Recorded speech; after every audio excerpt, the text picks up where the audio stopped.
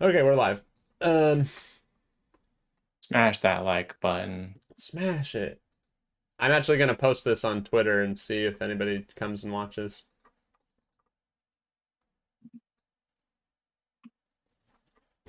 It's pretty good so far.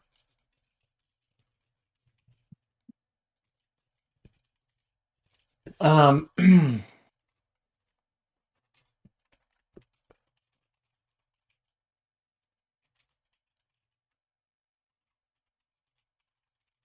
Um, are we gonna pick a level for our character, or is it random level? Yeah, what do we think? I was thinking level. random level. Roll a d20. You want to do that? Do it. Yeah, Oh, that was a joke. I love it. Do it. Dang it. I don't have a d20 Should on we me. all be the same? Do you have a Yes, D20? everyone should be the same level. I will. Where's your I D20? will say that.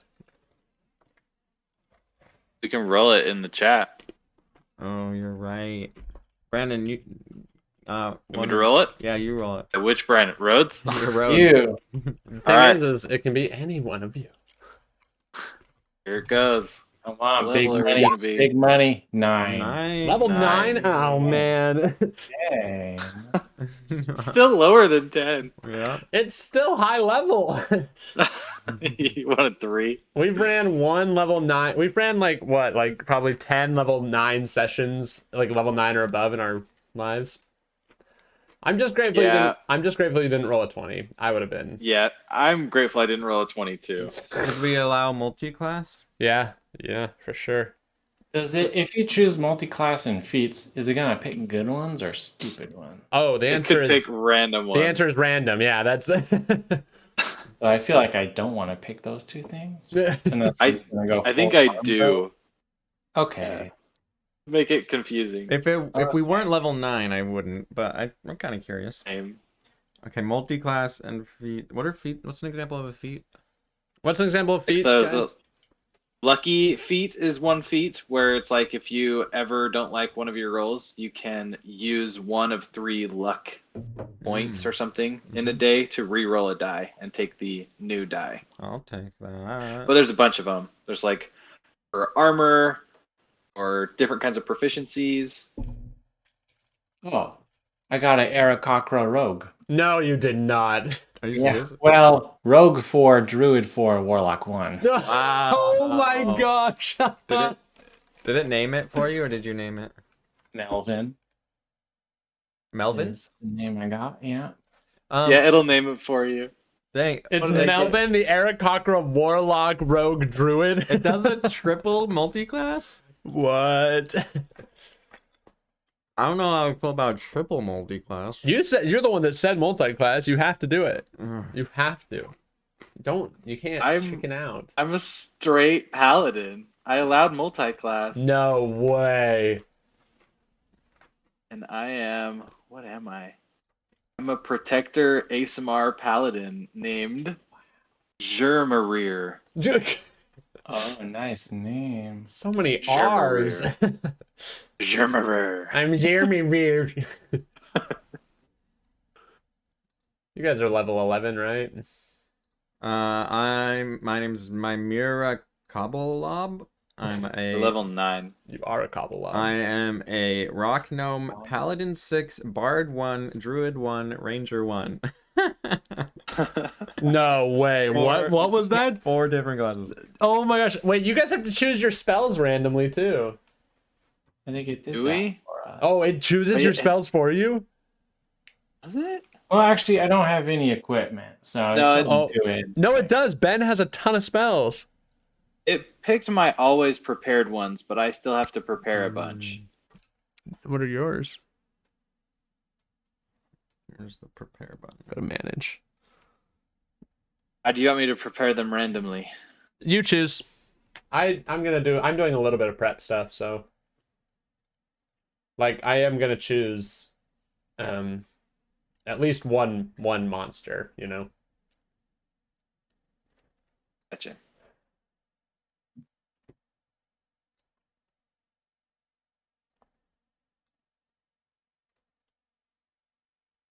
Oh, I'm also like a nobleman.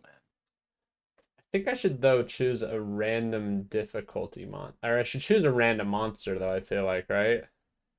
Mhm. It doesn't give you equipment.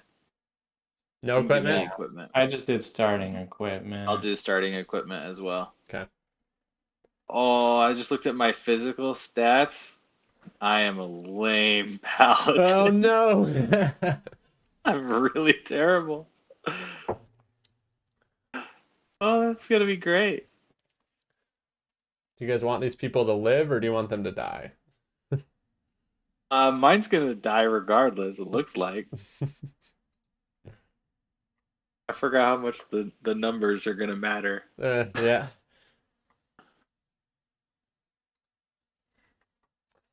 Okay, I'm going to just use this map, I guess. Yeah, that'll work.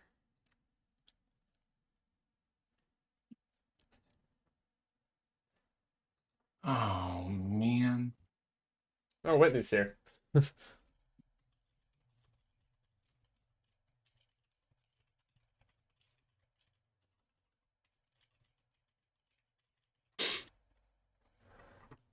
Okay.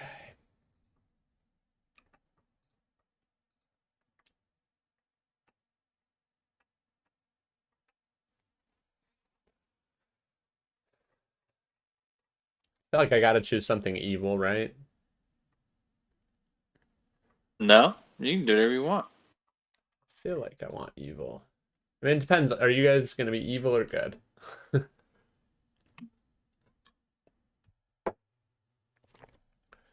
I have a protector ASMR, so he's gonna want to protect. I don't know if that's good or bad. Hmm. I would support either direction we want to go.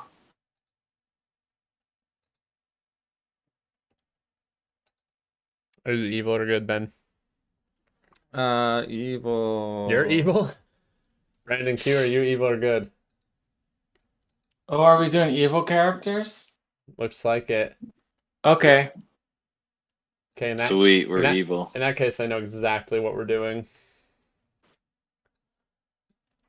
Oh yeah, my charisma's so bad I can only prepare like 2 spells. Can I be a dark paladin? Oh yeah.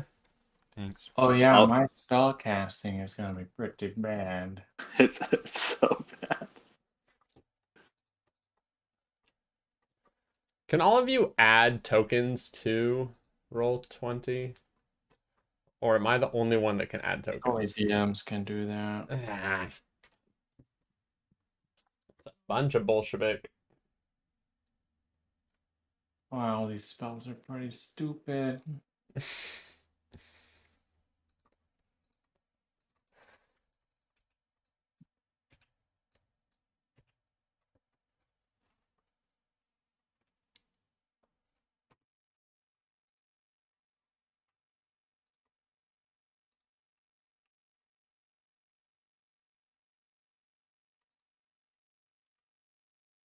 No, no, no, no, no.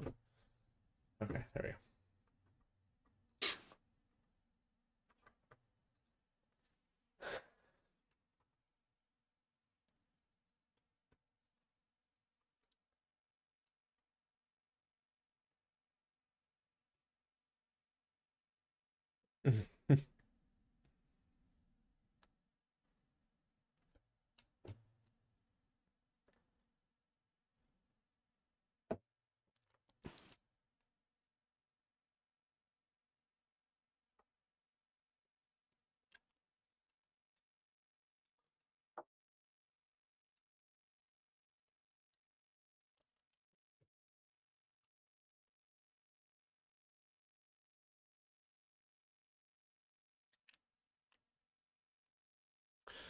Okay. Yeah, I know what I want to do. All right.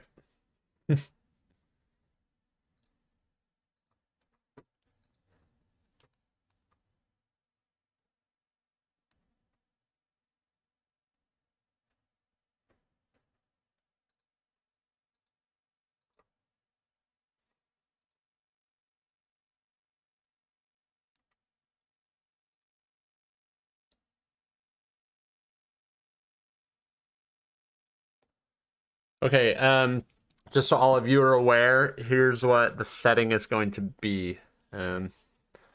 You all live in the dungeon, okay? So the dungeon is your house and where all of you live together. And it can be anything you want. Like, it doesn't have to be a classic like dungeon, you know?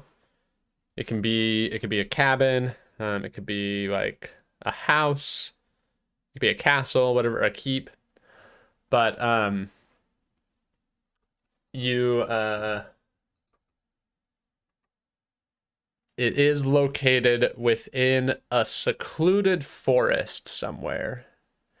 So you've built or found this place to dwell and reside in a pretty dense and thick forest, and it's a difficult place to find. You don't get many people that come by.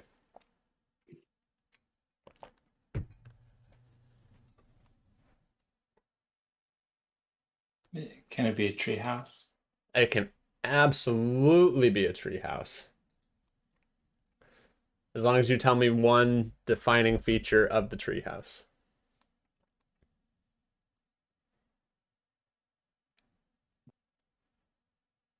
Up in the air. So is it floating in the trees? Or is it like actually tied to the trees? Or it's stuck onto them using Nice. engineering. Right? Awesome. I love that. That's cool.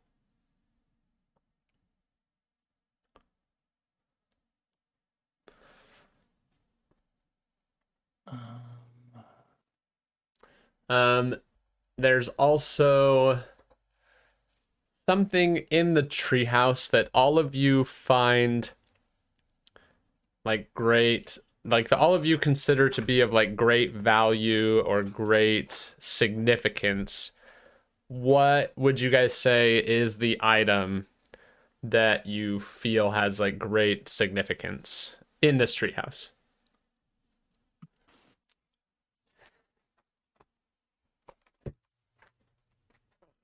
So it's something that I can't. It's not that I can't take it with me. It has All to of stay you, here. it's like in the treehouse itself, and all of you like share. You can't like move it around.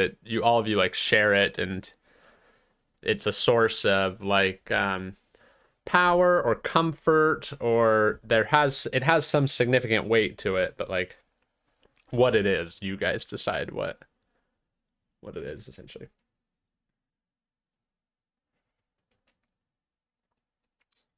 Could be like a stash of like potions that we drink every day, Nice. or it could be like a connection to some like supernatural being, like a little like speaker stone.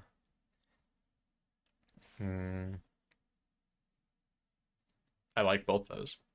Yeah, what if it's a smart speaker stone and it like controls the lights? Oh yes, I love it. Nice. Yeah. Mm-hmm. Does it? But it's like Is it like voice activated? yeah, but I think like how Ben was saying, Mm-hmm. It's like it's how we communicate with like our patron, and the patron controls the lights Mm-hmm. when it is pleased with us. Yeah, so what's our patron's name?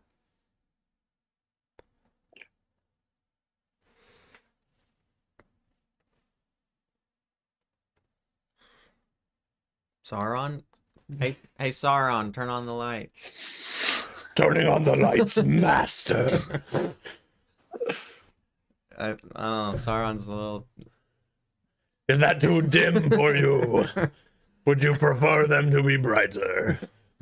a little dark. Sorry. Everything's quite dim to me in this helmet all the time. Okay, I mean, we're evil, right? Do we just want to serve like Vecna or Asmodeus? I mean, it's up to you guys. Let's We can do Vegna. We can do Sauron too. We can combine all of their names to make it Sarvamodius. Mm-hmm. Mm-hmm. Mm-hmm. Mm-hmm. Mm. Either way, that is going to be the voice that I use. So, Perfect. Mm-hmm. We could just call you Satan. for short. Let's just serve Satan. All right, perfect. Let's do it. Satan is the name of your home assist. It's not, and it's not necessarily that Satan is the interface that you use to like communicate with whatever being it is. You know, Okay, Satan. Yeah. Satan is the Assume the Satan name is of the Satan. operating system. Stands for something. We just lost the manual. We don't know what Satan stands for. Yeah, some people like use Google Chrome, some people use Edge, some people use Firefox. You guys use Satan. That's what it is. Synchronous, Autonomous, autonomous. Some people technological, use technology, assistant, Assistant.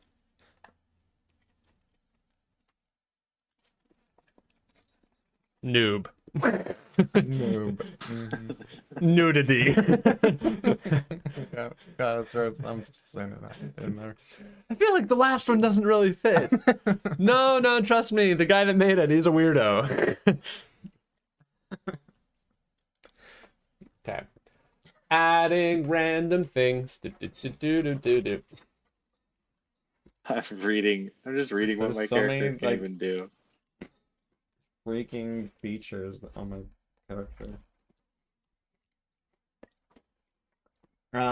Permission to have a dark greatsword. Yep. Yeah.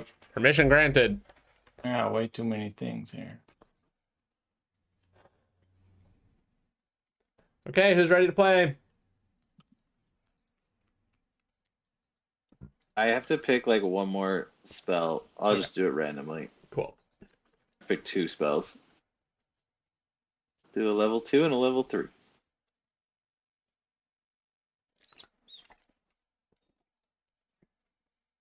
All right, I'm good.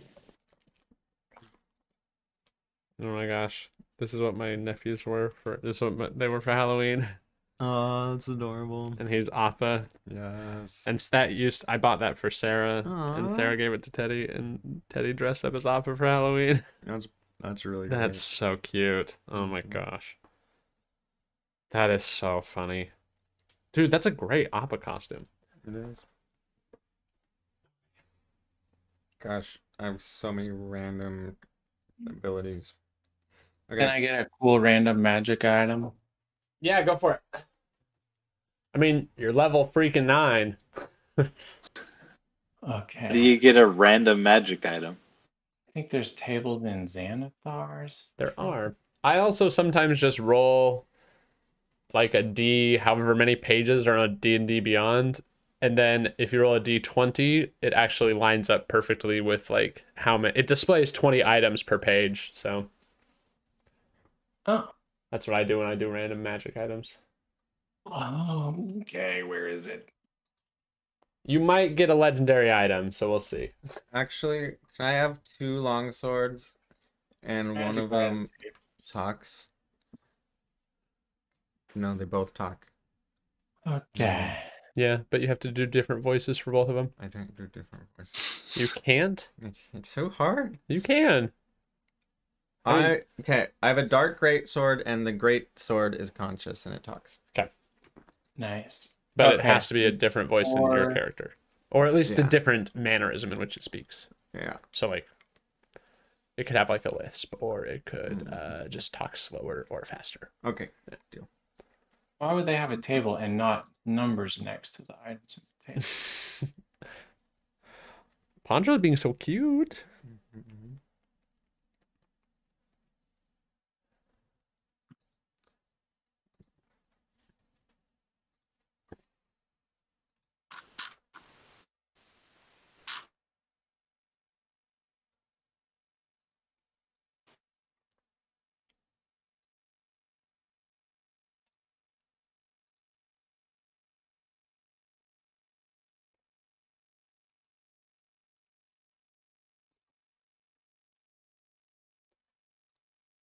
Okay.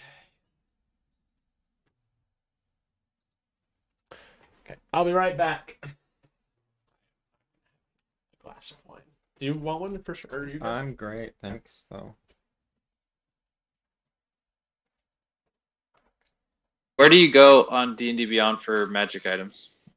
under inventory, you push manage inventory, and then you can filter and just like type greatsword, for example. Okay, but that's not like how to find a random one. Uh, I'm getting closer and closer. Um. Okay. Do you have the Dungeon Master guide? Think so? Okay, I'm gonna roll on table. So there's a table like A, B, C, D, E, F, G, H, Oh I. shoot. I know what I want to do. Okay, so some of these are consumable and some of them aren't. I guess if it's a one shot, it doesn't matter. Yeah. I'm gonna I go know for what I want to do. G. I'm gonna roll a G. Staff of Healing. Okay.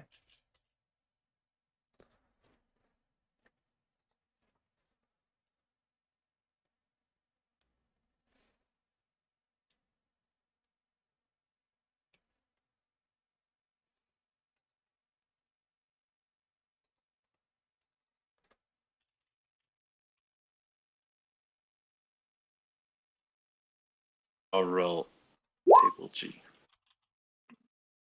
This one. Ring of Resistance.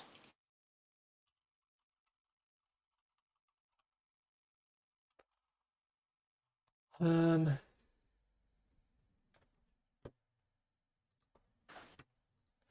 What I search for, man?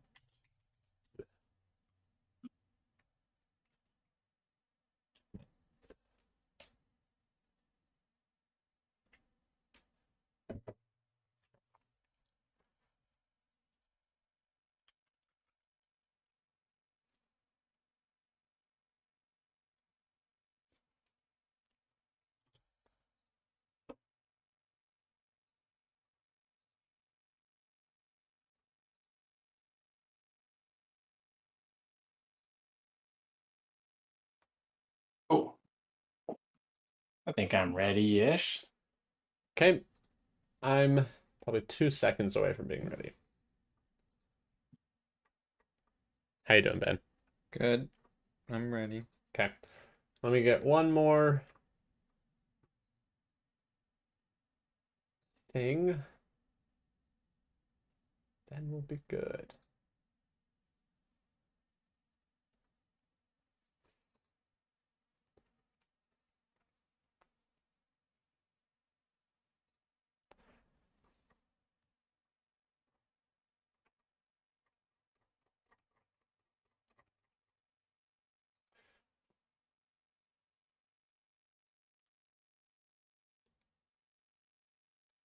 Okay, oh shoot, I need to give you guys tokens, don't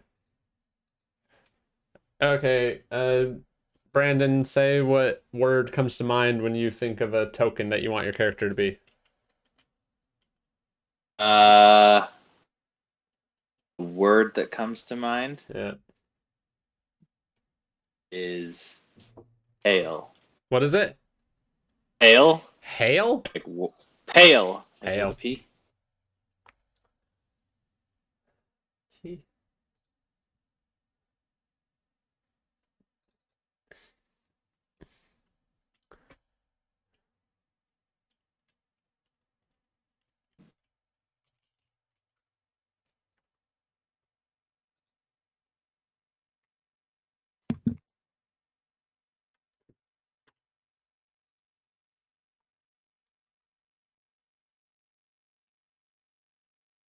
I guess we don't need to do,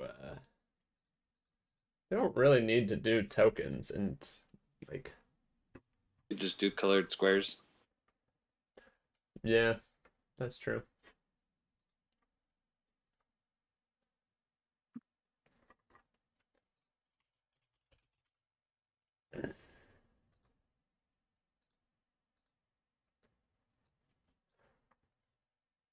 Oops.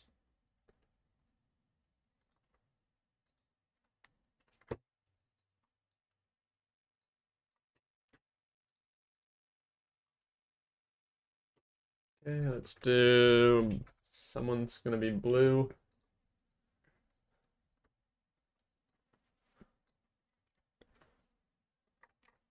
And someone's going to be red, I guess.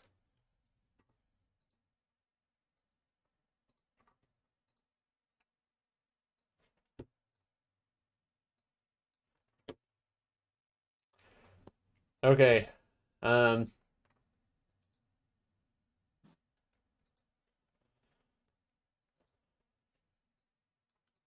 Okay, who wants to be red? Who wants to be beige? And who wants to be blue? Who wants to be red? I'll be So you're red. red. Ben's I red. don't want to be red. He got it Nice. first. Oh, I guess I'm in charge of yours, so it doesn't matter. Who wants to be beige? Sure. Brandon, you got it.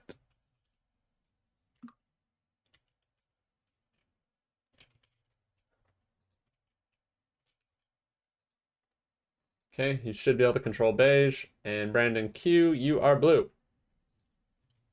Nice. Okay. All right. Let's do this thing. No time like the present. Oops. Okay, sorry. 2 seconds. 2 seconds. 2 seconds. Yeah. Okay, that's good.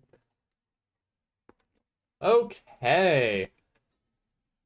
So, any other questions or anything before we start? Nope. Okay, Oh, let's begin. I hope you all are experts on your characters. I hope that you just feel great and comfortable with everything about your character, and you could write a 10-page essay on them. Mm-hmm. Yeah, Good. my character is basically a study in how to maximize the number of different ways to just do like a regular attack. So I hope to do all of them. Okay, so we find ourselves. We are greeted with a scene before our eyes of a thick forest of redwood-looking trees with thick trunks and tall, extending upwards into. From the ground, if we start at the ground floor, you know, we see the dirt and we see moss and life and greenery growing down beneath. And we work our way upwards along the we find one particularly large tree and we work our way upwards. There's like a hole in the base of it. And when we go into the hole of the tree, we see that it leads to a staircase that spirals up the tree. And we wind our way up and up and up. And as we crest into finally what appears to be another opening within this trunk of the tree, we're greeted with a sight before ourselves. And it's a sight of immense darkness. You can't really even see. You know that there's something there beyond, amongst the branches and amongst the pine needles and things that exist. But we can't see what lies there until we move forward and we find ourselves outside of a dwelling place or an abode of sorts. We're greeted with a front door, and I'll show you on your map. The front door is located here, okay? So, all right. There's the front door. So, we're greeted with the front door. It's a gloomy day outside, but nothing that you guys haven't seen before. It's regularly pretty drizzly in this area. In fact, it's odd if there isn't just a slight amount of rain or mist that's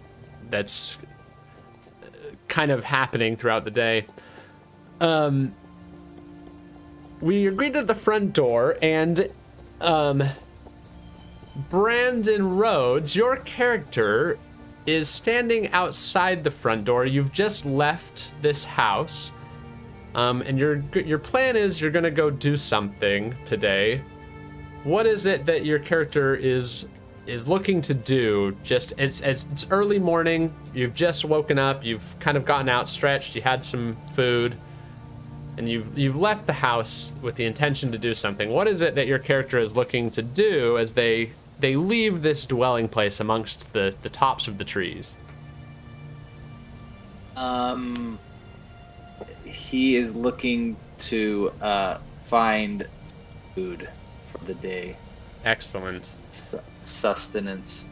Also, describe to us, just give us a mental image of what your character looks like and their name.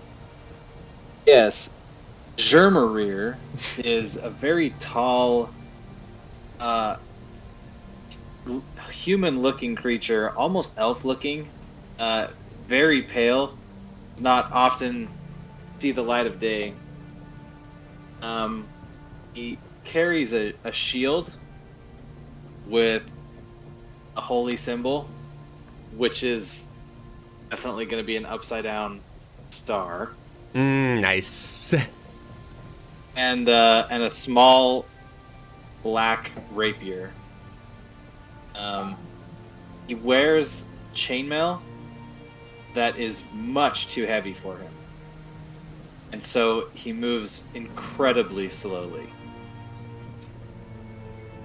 as he creepily walks wherever he goes. So, so you kind of rattle your way out the front door, dragging along the rattling of chains and Yes, they drag behind me. yeah, like very like Marley in Christmas Carol, like just like that sort of like metal grinding along as you walk along. Yeah. And you're definitely some funky looking scoliosis or back problems as a result of wearing this for a long time with no strength. Okay. As you exit, you see in one of the treetops, and this is something you see pretty regularly, you see there's a crow in the tree that's looking at you. And this is a crow that you've recognized. It has like a single white feather that kind of sits on its tail, and it looks at you and it gives you just a friendly like "Rah!" as it looks at you as you're leaving for the day. I squawk back at it. The crow sort of like ruffles up and like and then does like, you see it it drops something out of its mouth and like drops on the ground and then just like looks at you. And it does this. It periodically like will bring you things every so often. I will nod to it first, like to the bird, and then I will go see what it dropped for me today. Yeah, and you see it's dropped like this dead mouse that like is missing an eyeball, and like its intestines are just like hanging out of it, and it drops it, and the crow like looks at you expectantly as you approach, and you see this like dead mouse on the ground. I'll take it, as I've done with all of the previous gifts, and put it in a pouch that is full of the other ones that are similar in grossness, and I keep them with me. You see as you do that, the crow like flutters down and it lands on your shoulder for a bit and ruffles its feathers again, and it like pecks at your chains a little bit, and then it just like flies off in a direction after that. I'll begin walking maybe in that direction. Yeah, in the beautiful. hopes that this is some kind of spiritual experience for me. Yeah, very nice. Very cool. So we see you go off and start wandering kind of through the tree tops. You guys have, like, you've figured out and you've learned which, like, I guess I should ask, do you guys feel like you've constructed, like, walkways amongst these trees to build this, like to get from to and fro? Or do you just know, like, which branches you can step on and which ones you can't just from living amongst the trees? I'm imagining that all of these hallways are like rope bridges and stuff. Yeah, very cool. So you've built certain like paths amongst the treetops away from the eyes of like the ground dwellers to make traveling easier amongst all these things. So we see you go off. We then pan inward. We go into the main area and we go into what is the like, I guess, what would be, besides getting like food, what would be another daily activity that like has to happen for all of you to like live in this location? Pooping, good. That's true. So well, no, you're gonna be the one. So what is the daily process for managing the waste products that are excreted amongst all of you? Right. Well, there's we're on kind of a circadian rhythm. We've all been living here, and so we usually all poop in the morning. One person first, the next person next, and the next person next after that. Not all at the same time. Right. Yeah. And we do it in one of these circle rooms. Oh, nice. One of them's a latrine. And one of them's a latrine. Mm-hmm. And it's basically just a big old hole in the ground. Mm-hmm. And then it just drops straight into our compost pile on the ground level. Oh, good.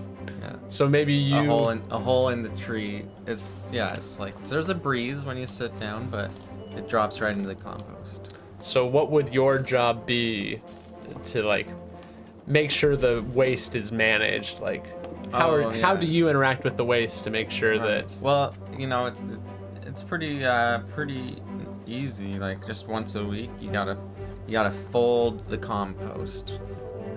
So what that looks like is you get a shovel and you just kind of turn it over, and then it just helps all the microorganisms. Yeah. So give me so you go down, you have like a rope that's attached like to. From like where the poop hole goes down to the compost heap, you have like a little thing that you can like tug on, and a rope drops down. Like a fireman's pole. And you fireman's pole down this poop hole. To go pull the compost. Exactly, but you've done it so many times. Like, do you actively like avoid the poop, or do you just like go right into it? I'm okay.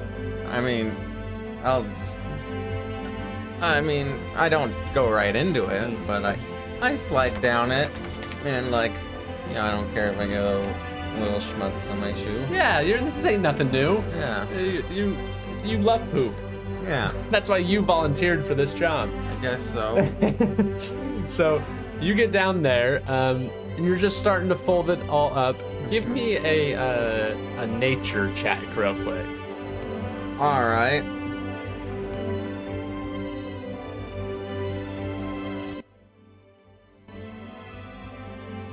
A 22. I got a 20. You got a natural 20 on the first roll with the randomized character? A natural 20.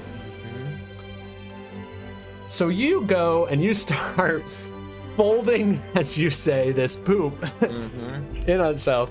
And out of the corner of your eye, what catches your eye is like a mushroom catches your eye out of just barely. And you go and you like look at it. Do I recognize the species? You usually would. That's what's interesting is you know most of the species. Like you've studied them enough, right? Mm-hmm. And this one you don't recognize. Yeah. And as you like get up close to it, you swear you can see like 2 eyes and a mouth on like the stalk of the mushroom. Oh my gosh. Hi, little guy. My name's Mymira. Nice to meet you. The mushroom, its eyes on its stalk, like these 2 little, they're just like little black dots, like somebody took a Sharpie and just went boop boop and poked them on them. They like open up and he goes, oh man, sorry, I just came into existence, like this is crazy, right? Yeah. Wow. Welcome to the fresh air. How's your mycelia down? How's everything? Oh man, thank you for asking. My mycelia honestly has never been better. Like this poop, this is like the dream, right? Yeah. Like, I'm so happy that you're here to experience this with me. Oh yeah. Do you mind if I just kind of put a hand in right? No, Just feel it. if I had hands, I would do it too. Like, I mean, you know, my like, that's where my like soul is, right? So yeah, no, touch the poop all you like. Yeah. Yeah. Well, tell me about yourself. Oh man, like I just like came into existence and like I was here and I've just been like looking around and it was like a lot, right? Like there's a lot going on out here. Like there were these people walking past and they were so loud and like they had all these like swords and magic and they were yelling things like, oh, we need to find the like lost shrine of Azuria. Like, what does that even mean, you know? Yeah. Yeah. Lost Shrine of Azuria. Yeah. That's weird. Right? Yeah. I don't know. Well, if you had one thing to tell the world, what would you say to, now that you're here? What do you have to say? I think if I could say anything to the world, like the whole world, Yeah. Like those people that were just talking but not listening. yeah, I'd say just like shut the fuck up. Yeah, that's what I'd say. That's good. Yeah. That's profound. Well, can I help you with anything? No, man, I think we should take that advice. Yeah. Thank you Alright. for being here, though. Yeah. This was great. I'll just be upstairs. Okay. And you like, just like, hand over hand, go back up the pole. Meanwhile, we cut through the different rope bridges, swiping throughout the trees, and we see, gathered around kind of like the central hub of the S.A.T.A.N interface, like The big black stone. yeah, it needs to be recharged, or it needs to be like turned on or turned off. Brandon Q, what would you say, like what would your character's job be in regards to like interacting with the interface of this like S.A.T.A.N thing that allows you to control the lighting and like communicate throughout this network? Totally. So Melvin, by the way, is a Forgot that, sorry.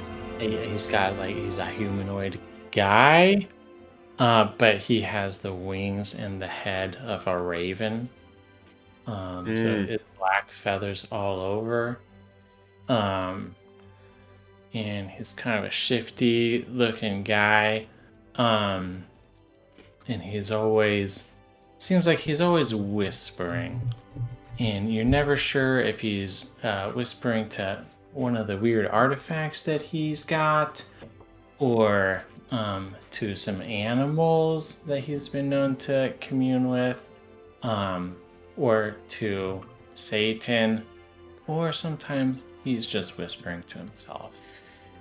And so currently in front of Satan, he is casting bones and reading them.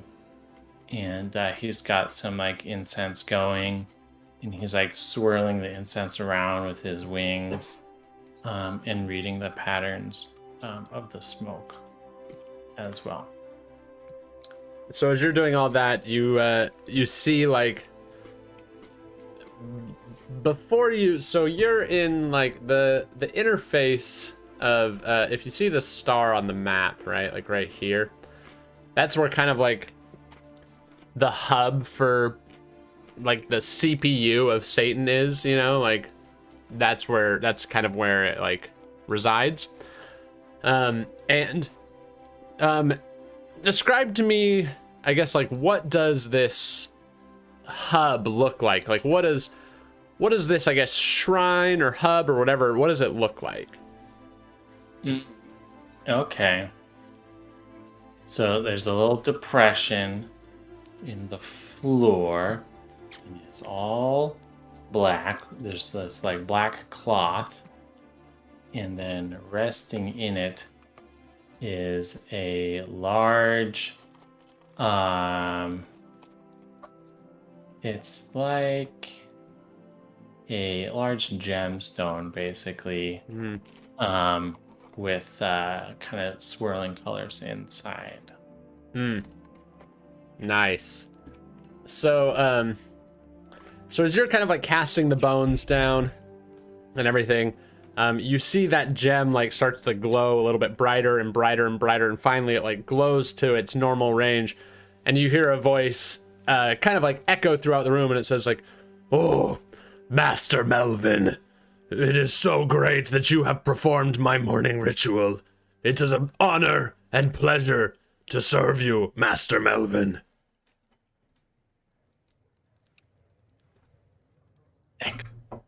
Thanks, Satan. No, thank you. Thank you. Tell me, Master Melvin, what may I assist you with today?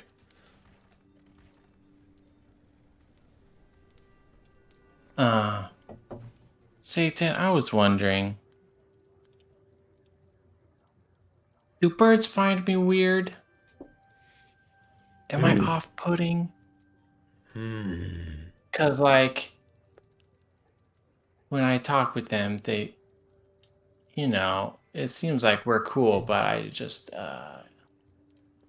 don't know if they think I'm weird because of my arms, you know. Master Melvin, I must tell you, one physiological fact about birds is that they have nothing separating their urinary tract with their fecal matter. So when they dispose, they both pee and poop simultaneously. Meaning that I think your arms are of no concern to most avian creatures. That makes me feel really nice. Does that comfort you, Master Melvin? Yeah, thank you, Satan. You're welcome, Master Melvin. Do you want a status update for the day? Yeah, and can you tell me the weather also? Absolutely. 90% chance of rain. Overcast. 60 units of temperate measurement that we use in this society and world, which is represented by the letter 9. Okay, 69's got it. Yes, thank you. That is what I meant. Master Melvin, during the evening, 42 humanoid creatures passed within a 100-foot radius of the base of this trees. However, 3 specific individuals had stopped for a length of more than 30 minutes and were observing locations directly underneath the fortress above. They're after us again. I'd like to walk in. Can I walk in? Yeah, you walk in. Oh, hey Melvin. Oh, by the way, I am like punk. Punk paladin. Punk paladin. Oh no, wait, is that what? I forgot. No, I am. I am a dark paladin. Gnome, bard, druid, ranger. So you've had like 10 midlife crises. You're like 200 years old, and every like 30 years I don't like this. I'm gonna switch professions. I have tattoos of like from all different cultures and every occult organization on this planet. This will be the one. I know this is the one. Like, I know last time I was super into like, reptiles, but I know reptiles were dumb. They're stupid. It's all about like goat sacrifice. That's what it's all about. It's the goat. Yeah. It's something about the goat blood. Goats eat so many like different plants and like different mushrooms, and then it just accumulates inside of them, and then when you slay them and you drink their blood, you get all of that. Yeah. Indirectly. Why can't people understand that? But it like amplifies it by going into their blood first. People are so narrow-minded. Right. Anyway, so And what's your character's name again? Mymera. Mymera? Yeah, it's a girl with a man's voice. Nice. Nice. Hey, Mimira. Oh, hey. Yo, I was just checking out the poop, and I heard this mushroom tell me that some people were going to the dungeon of Azul or something like that. What's that? Yeah, I don't know. Azule. I don't know. Hey, computer. Satan. Yes. Are there any dungeons that kind of sound like Azule? Master Mymera, I feel it is of utmost importance that my programming has been integrated at some point with the Shrine of Azule. Oh. Yes. Oh, well, tell us what you know about it. I shall. Azule was a individual who came and spoke and preached of love and happiness for all, and was slaughtered brutally by the people that he talked to about this. Then, he was said to have been risen from the dead at this exact location, but it had been lost to time and ages, and supposedly, according to some histories, been taken over by evil and foul creatures that now reside amongst the trees. I feel that is important to tell you. Do you think the evil, foul creatures are... Is that us? Is he talking about us? Never! You cannot say such things about yourself. You are a beautiful, manly-sounding young woman of 200 years old. Can I come in at this moment? Yeah, you can go. You come back. Okay. Give me like a survival check really quick.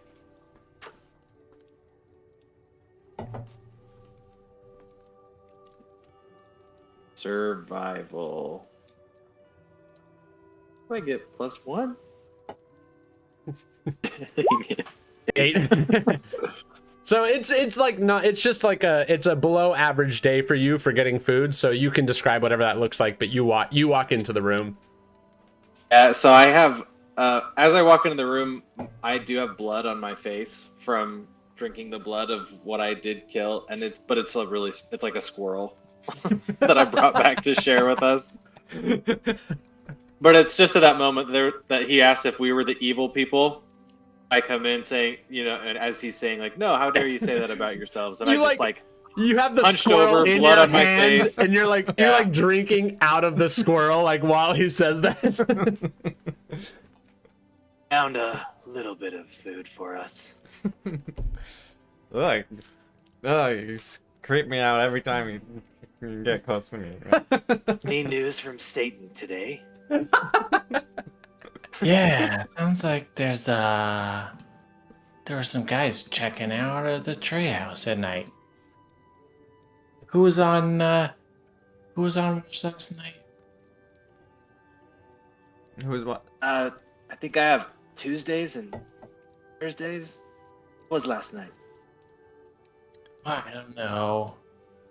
Master Melvin, I feel it is important to tell you. Zaramar has Tuesdays and Thursdays, you have Wednesdays and Fridays, and Mayamir has Mondays and Saturdays. And yesterday was Sunday. oh. It was poorly designed. I thought you should add one more to the party, but you insisted that 3 was the magic number. 3 is an auspicious number. Well, you can't have Should we hunt them random down and kill them? humans. Yeah, maybe we should look to see where they are. I'll go take a look around. Yeah, I leap out the window. what is it that prevents you from just taking, whatever amount of fall damage that happens as you leap out? My wings. 'cause Oh I'm a yeah, I bird. forgot you're an Aarakocra. You're a raven. So you just I jump start out and just flying. boom. So I solved that puzzle. Yeah. Well done. Give me a perception check. Ooh, a +1. 11. You see, as you're flying around, you see at kind of like the base of the opening to the tree that most people, like, you don't take it, but other people do, like they climb up. You see at the base of that, there appears to be like a small stuffed doll at the base of the tree. Unattended? You don't see anyone else around, you just see that. Okay, I'm gonna try to just swoop by and pick it up in my talons. Yeah, cool. Give me a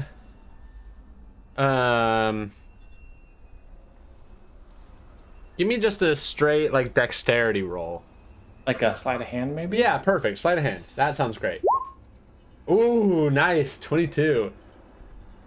So you reach down, and you just snatch this thing off the ground, and you have it in your talons now, and easy peasy. But you, as you do so, like, it feels heavier to you than what you thought it would be. Like, it appears to be just filled with like stuffing of some sort, or like straw or hay, but there's there's a weight to it. Yuck. I throw it against the nearest tree as hard as I can, like it's a rabbit that I'm trying to kill.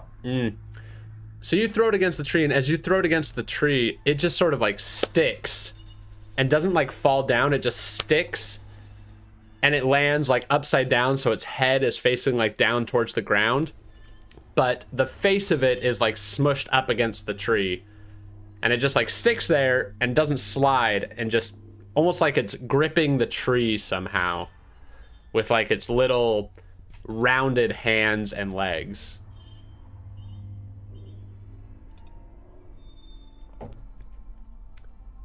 So you do you go back and rejoin everybody? What I would like to do is go down to the bottom of the stairs and listen to see if I can hear anyone moving around. Yeah, give me a perception check. Actually, let's have everybody do perception checks real quick.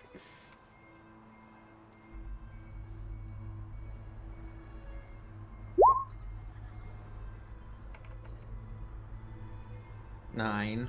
18 for Zaramar. So let's say this as well.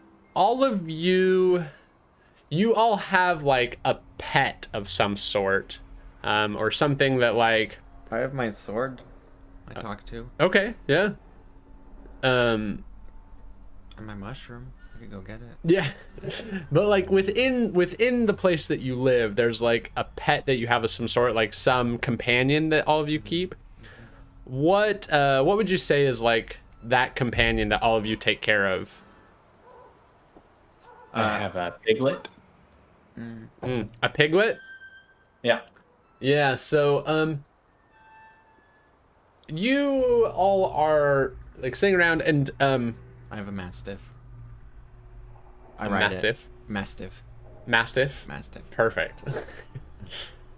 So all of you begin to hear the piglet coming from like the piglet probably like hangs out and lives near the latrine, like not in the latrine room, but like the circular room like across from it. And you hear the piglet just begin to like screech and squeal, like ree, ree, ree, like in a panic. And Zaramir, you're able to like, you hear what sounds like another voice, like a human voice, but you can't make out any of the words. It's like way too far away, you know? But you hear your piglet just screeching at the top of its lungs. I'll run towards it immediately, but I am very slow. I will summon my steed. And I'll jump on it and go towards the sound too. So you summon your mastiff and ride your mastiff. Yep. Melvin, you with a 2, you probably don't like. You're listening for like the You're listening for something like at the base, and so you hear coming from where you just threw the doll, you hear a sound going, "Mama, mama, mama, mama," and it just keeps repeating over and over.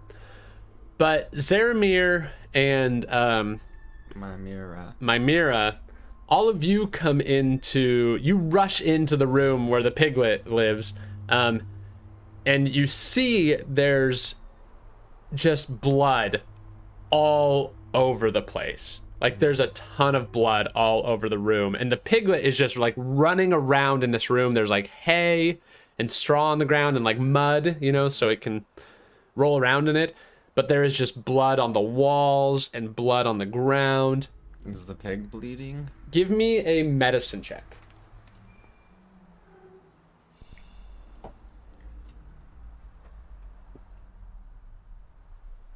20. 20. A 19 plus 1. Yeah, nice. So you see this piglet, and you see blood is just coming out of this piglet's mouth, like just oozing out. And you go over, and you like, and the piglet like runs up to you, and like it's just so panicked. You see that look of panic in its eyes, and its mouth like falls open, and that blood, like more blood comes out, but out falls onto the ground what looks like a human finger falls out on the ground beneath you. Is that the source of the blood? You would think like that's at least. You look at the piglet, you do like a quick glance over, and the piglet looks fine, just terrified.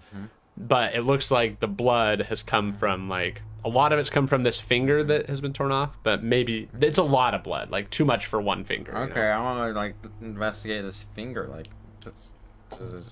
what is it? Freshly wounded or torn from a body? Is it? Does it have a ring on it? Yeah. Good question. So you see that like the finger is still like twitching a bit, like it like every now and again, just like. Oh, gosh. And you see there is like a ring on it. But it looks like it's a humanoid finger, like it looks to belong to. it looks like a human's finger. Like you would be able to recognize that with a 20. And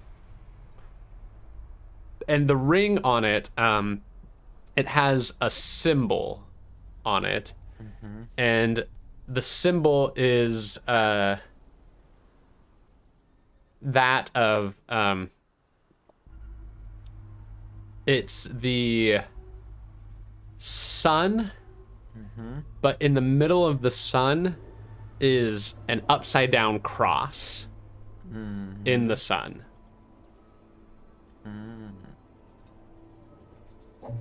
Dang, I wish I had talked to animals. You mean you don't know that with one of your many classes that you're a part of? I don't think so. I don't even have a druid. I have talked to animals. Let's cut really quickly back to Melvin really fast. Okay. So Melvin, you recognize, like you hear this sound, like you hear like mama, mama, mama being said over and over, and you realize that the sound is coming from the doll that you've thrown against the tree that's stuck. Okay. I don't like it, and I want to kill it.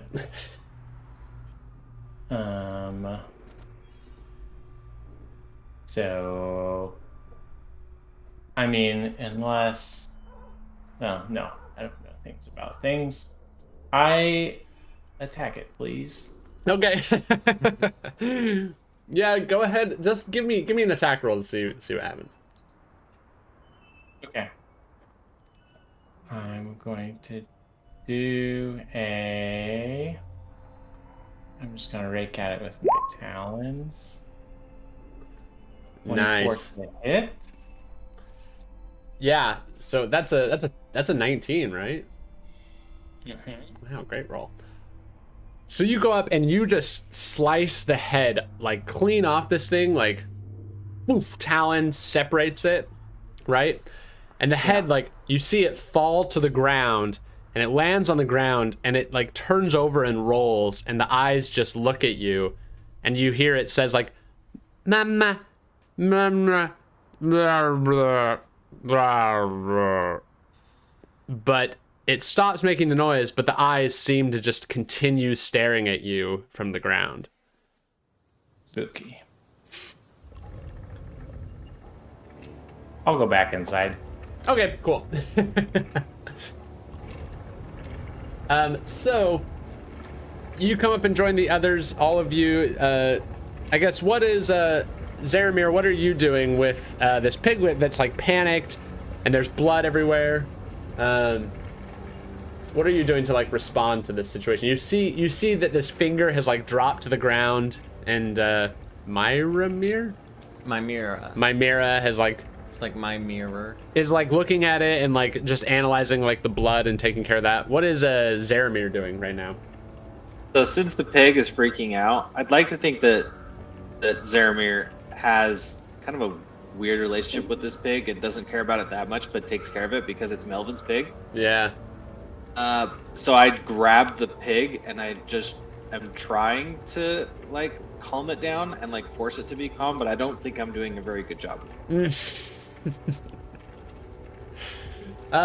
Yeah, give me an animal handling check. Maybe I'm accidentally doing a good job. Yeah, we'll see. We'll find out. 13. 13. Okay. Yeah, like you're able to at least get it to stay in one place, right? But you see it's still extremely panicked. Like it's just and it's like still making a ton of noise and freaking out, but at least it's not running around all over the place, like just looking like it's trying to escape, you know? Yeah. I'd like to let my mastiff sniff the finger. Cool. Also, Melvin, you enter into the room while this is all going on, so all of you are together again. I'll be like, hey, Hades? Can you track this down? Cool. Yeah.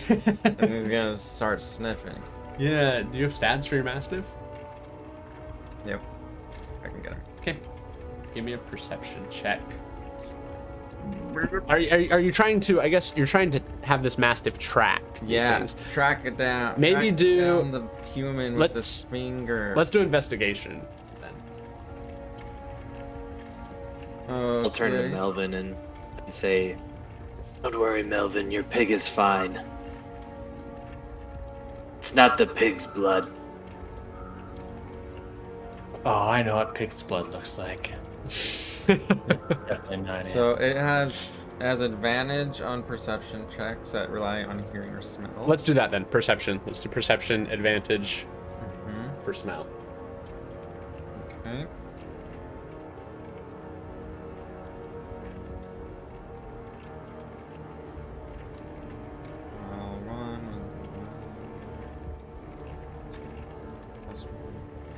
I got 14. 14. Okay. Well, Mastiff got 14. Yeah. Okay, so you see the Mastiff like is sniffing around the room and sniffing around, and it finds like it like finds one area of the room, like under the hay, under some hay, and it just like begins sniffing like really strongly right there in the hay. Like it looks like it's found something, but like What'd you find, Hades? Okay, I'm gonna go over there and like look through the hay. Yeah, you brush away the hay, and you see, made out of the same material that the ring is, a silver bracelet. Yeah, I'll check that out. Yeah. What are you trying to do by like checking it out? Like, what are you looking Does it have for? more symbols like the other symbol?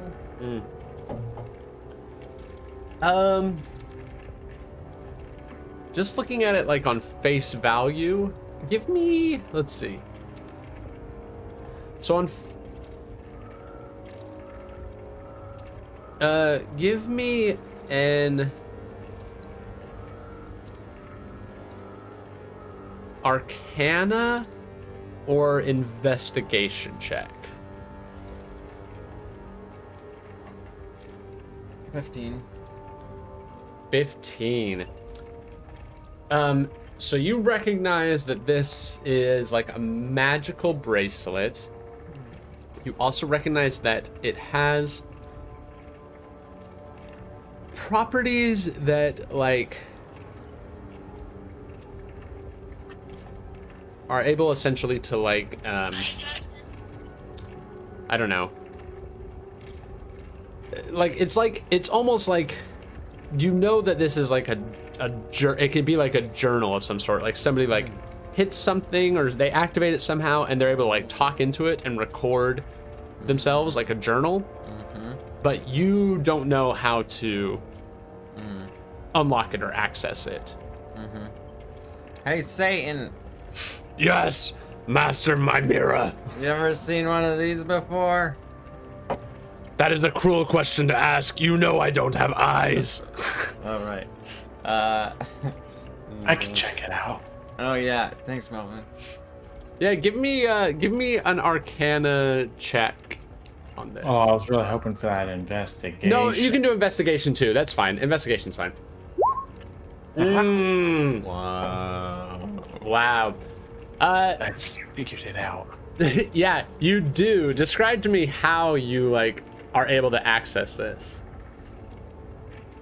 I just rub it on my sleeve a little bit, clean it off, and then I just start whispering to it, and as I carefully pour over its runes and markings to see if there's anything I recognize. Yeah, so as you like are rubbing off and you like whisper some things and just like observe it, you see an image pops up like before you, kind of like the like R2D2? yeah, like the Princess Leia like image, like hologram, like shows up on the ground in front of all of you, and it says like, Oh yeah, okay, well we're super excited. Like we've had such a good time in this forest. Like we have killed so many goblins and stuff. Like we are slaying so much evil, man. I think we're super close to finding the shrine. What we know, so what we've learned, like our wizard man, he's so smart. Like he's way intelligent. He knows that the shrine is somewhere close and it might not be like on the ground. You know, we got to find it somewhere. We got to search around. So we're going to search high and low for this thing. What we're thinking of doing is we're going to try to like distract the forces of evil. This guy that we met, he has like this really creepy doll and he's going to like put it down and like distract people, and we're gonna sneak into their place and find this shrine, and like we're gonna cleanse it of evil and like kill anything that's in there, because evil things suck, man. Am I right? We're gonna kill them all because good is the best. This is Jeremiah, your friendly bard. Peace out. Adventurers. Make an attack roll. All right. I great sword this thing and attack roll, and I rolled 15. 15. Yeah. Like while I'm holding it.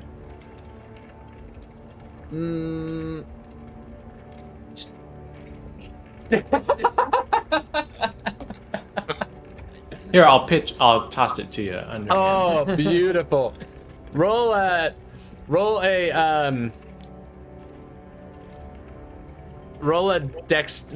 sleight of hand check, Melvin. And if you get a 15 or above, it's gonna be like a really good result. Lob it underhand. Well, just to see if you can do it, like you synchronize, you know, you're like on, it's the timing of it. Oh, right. yeah, Thanks. beautiful. Okay, so you've seen my mirror, like you've seen this, like you see that like switch flick, and you like know what's coming, right?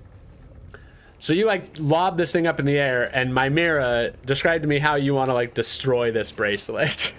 Oh yeah, so my sword loves being unsheathed, and it's been a few days. So as I pull it out, it's like, yes, freedom, and then it's like smoking, and then we just like slash it right through, and it just kind of breaks in pieces. Yeah, you see as it like breaks in pieces, like a little bit of it like flickers a bit. It's like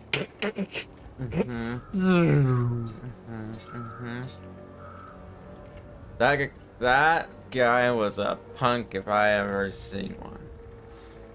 Beautiful hit, Sister Mimira. Thank you, Maramir. Hey, I guess we should look for these guys, maybe. Yeah. We should. We split up. Hey. And then whoever finds one, just yell. you hear like coming over, Masters, I feel it is important to inform you that there is definitely some sort of presence within the house, but I am unable to detect it due to some sort of magical properties that they have. I know that they have entered. I do not know where they are, unfortunately. All right.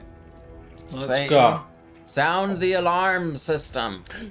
We did not install the alarm system. You said that would be a bad idea last week. My mirror is way too expensive. You said the couldn't overhead creep costs up would on be them. unmanageable.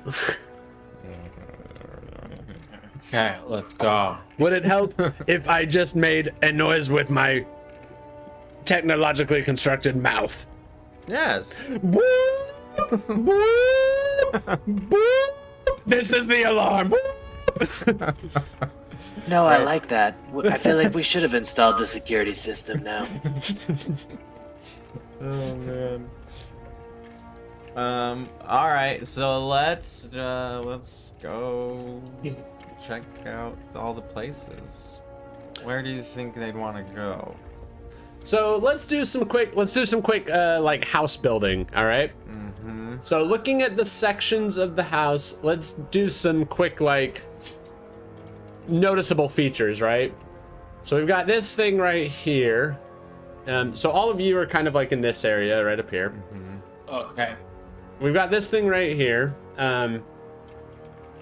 What might that be? Like, it could be, in my mind, I was thinking like, it could be like a fountain of some sort, like because you have the latrine close by. Yeah, we wash our hands there. Yeah, and So it could like the sun room. Oh, Where nice. Yeah. It's just a chill place to hang out. Mm-hmm. Yeah, so you have like the like walls are made of like glass, you know, you can see out and just like look out over everything. Mm-hmm.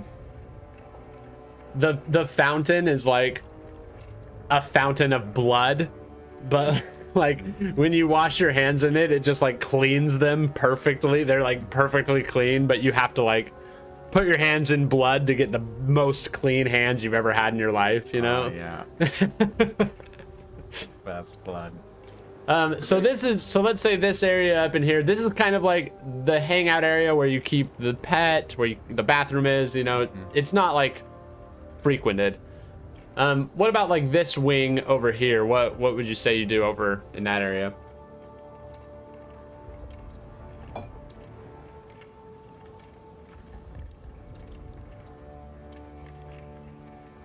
It could be like something you do for Maybe fun. a training room. Yeah, nice. So, you know, there's some like punching bags and ropes, some weapons. So we're here. Yeah, we'll call. I was looking. So we'll divide this. We'll divide it into, let's say, like third or quarters. So like we'll call this quarter the like chill quarter. Like that's where you chill and just hang out. This quarter in the top left is like the training quarter. Mm-hmm. So you have like punching bags and things like that. Mm-hmm. What do Zaramir and Melvin have in like the training quarter portion of the house? Amir has like 2 holy books that are like satanic holy books or whatever that he reads from, but only 2. Like that's it. There's no others. And then just some. He'll use the same kind of bags for like pushing against on the shield, and then like a wooden block practice with a sword. Nice. What about Melvin? We got some like moving wooden targets in the shape of like people cutouts that you can move around with the ropes. Very cool. So that's like the training quarter. Oh, nice. Whoever's writing these things, great job. Mm-hmm. Well done. Maybe we have some pumpkins in there that we like shoot arrows at. Instead of clay pigeons, pumpkins. Mhm. Yeah, Definitely. love that. Yeah. So as we make our way down here, we'll say this area, like in here, the bottom right, that quarter is like the living quarters. Yeah. Does that seem fair? Yeah, living quarters, bottom right. We need like a dining hall. Yeah, so the middle section we can have be like the dining hall or like the community. I don't know. What do you guys think? Like, what would it be? Yeah. Like that. That sounds good. Good. So we have 4 quarters essentially. We have the chill zone, which is the most important zone. I'm glad that these evil characters have something called the evil needs to chill too, okay? Yeah. They work hard. Bask in the darkness. Yeah. We worship Satan hard and we rest hard, you know? The training area, that's obviously where we do like self-improvement, and the community or common area, and then your individualized rooms where you can go and be. Okay, cool. You see, let's have everybody give me, so as you're looking for these people, let's have everybody give me a quick,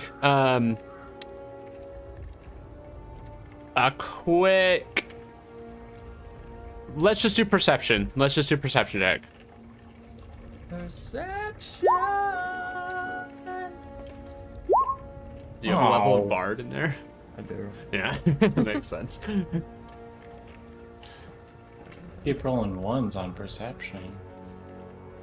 This is the alter ego of my other bird guy. Got a 3. A 3. Wow, not good rolls. So you hear Satan's like,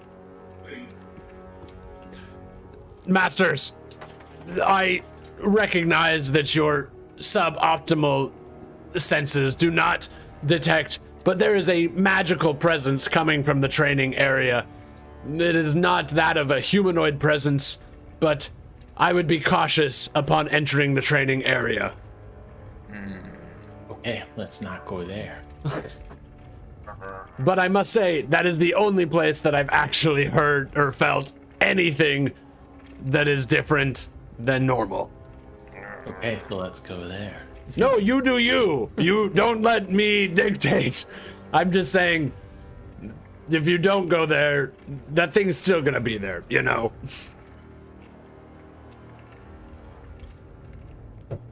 So, you make your way through to the training area. Let's see, who rolled the highest on perception? An 8? Okay, 8 was the highest. You're in my rear. So Zermarir, you enter, like, you all go in and you enter into your training room, and you see those like two. What do your two holy books like rest on? Like, how do you store them essentially? Yeah, there's like one small end table. They're just laying next to each other. Like laid out neatly next to each other. On like a nice black cloth as well. Oh, nice. Very cool. So you notice a couple things in this room that are not normal, like not the way it usually goes. You see that there is a chest that has never been there before in the middle of the room. And you see that there is a sign that has been like nailed into your side table, and it like has punctured this like black velvet covering, you know, that you have over the side table. And the sign next to it says, "Beware Mimic," on it.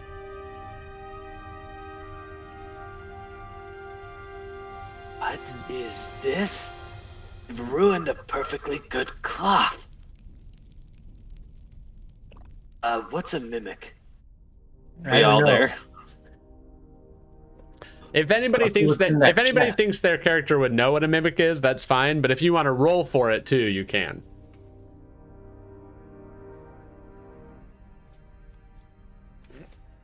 It would probably be a history, probably like an intelligence-based roll of some sort. So probably like history.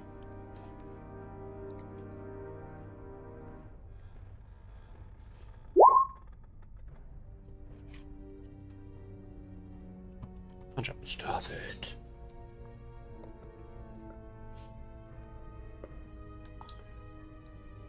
Okay, so 13 for Melvin.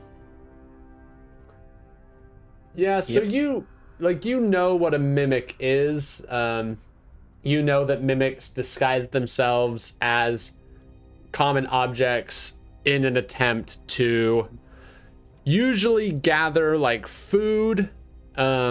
You know, it's a survival technique. It's a like they prey on adventurers essentially, or unsuspecting people, to try and like capture the unsuspecting and unknowledgeable people and tries to like just eat them, you know? That's like the goal of a mimic. Totally. Well, I'm very suspecting. So I would like to Eldritch Blast that sign that says "Beware Mimics." Oh, you're going for the sign? Yeah. Nice. Okay, cool. Roll.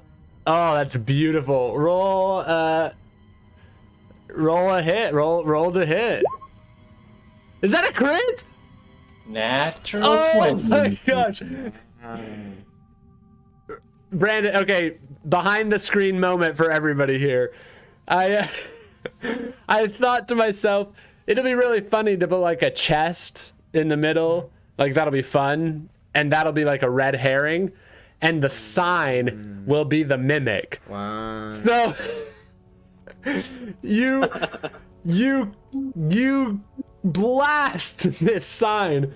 Go ahead and roll. Let's have you roll damage and let's have everybody roll initiative as you see as you hit this sign.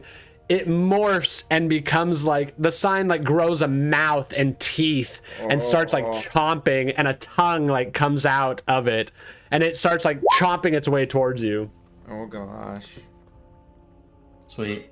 All my spells disappeared. Oh no, your spells disappeared? I refreshed and now I don't have spells. Oh no. Just a second. We're trying to. So roll. Okay. You can roll damage for Eldritch Blast. Oh my gosh, I got a nat 20 on I this. got a question about multi-classing. Okay. So cantrips level up, or they get better when you're at higher levels. Yeah, Is that level in that class? it is, right? Okay. Is that so- true? Like Brandon R? Cantrips. No, cantrips only care what level you are. Oh, really? For your character level. Yeah. Not your class level. Yeah, I think that's right. Cool, let's rule it that way. Yeah, let's do character level. Sorry about your spells. That's okay. Nice. 15 And it is force a damage. spell, not an initiative is attack, so it's not a 21. critical or anything. Wait, it's not a crit? Well, because spells don't crit. Spells do? crit? Oh, well, then. It's I mean You spells want 2 more d10s? yeah, for sure. Yep. Absolutely. Okie dokie. Wow, 25 Eldritch Blast damage. Whoa. Yeah, that's a lot. That's a lot. Just okay, describe to me, why did Melvin like go after the sign and not the chest with it said like beware mimic? Because it said mimic on it. Yeah, nice. You So know, you- he's a pretty paranoid person in general. Yeah. So that paranoia just pays off immediately in this situation as you like all of you see that Melvin like what does Eldritch Blast like look like for Melvin? It is a beam of crackling energy. Actually, 2 beams just come out of his first 2 fingers and make their way straight to the target. Oh, beautiful. So you see these 2 beams like intertwine and loop through each other as they just slam into this sign that looks like nothing, and you see like it grow as it like slams into it. It like part of the wood chips off, and you see like teeth form out of it, and that tongue comes out, and it starts like it like lets out a screech. You know, it's like and it begins like chomping its way towards you. I'm gonna say the person that rolled it takes a lot of damage. Like you see it's hurt by that. It's still doing all right, but it's hurt for sure.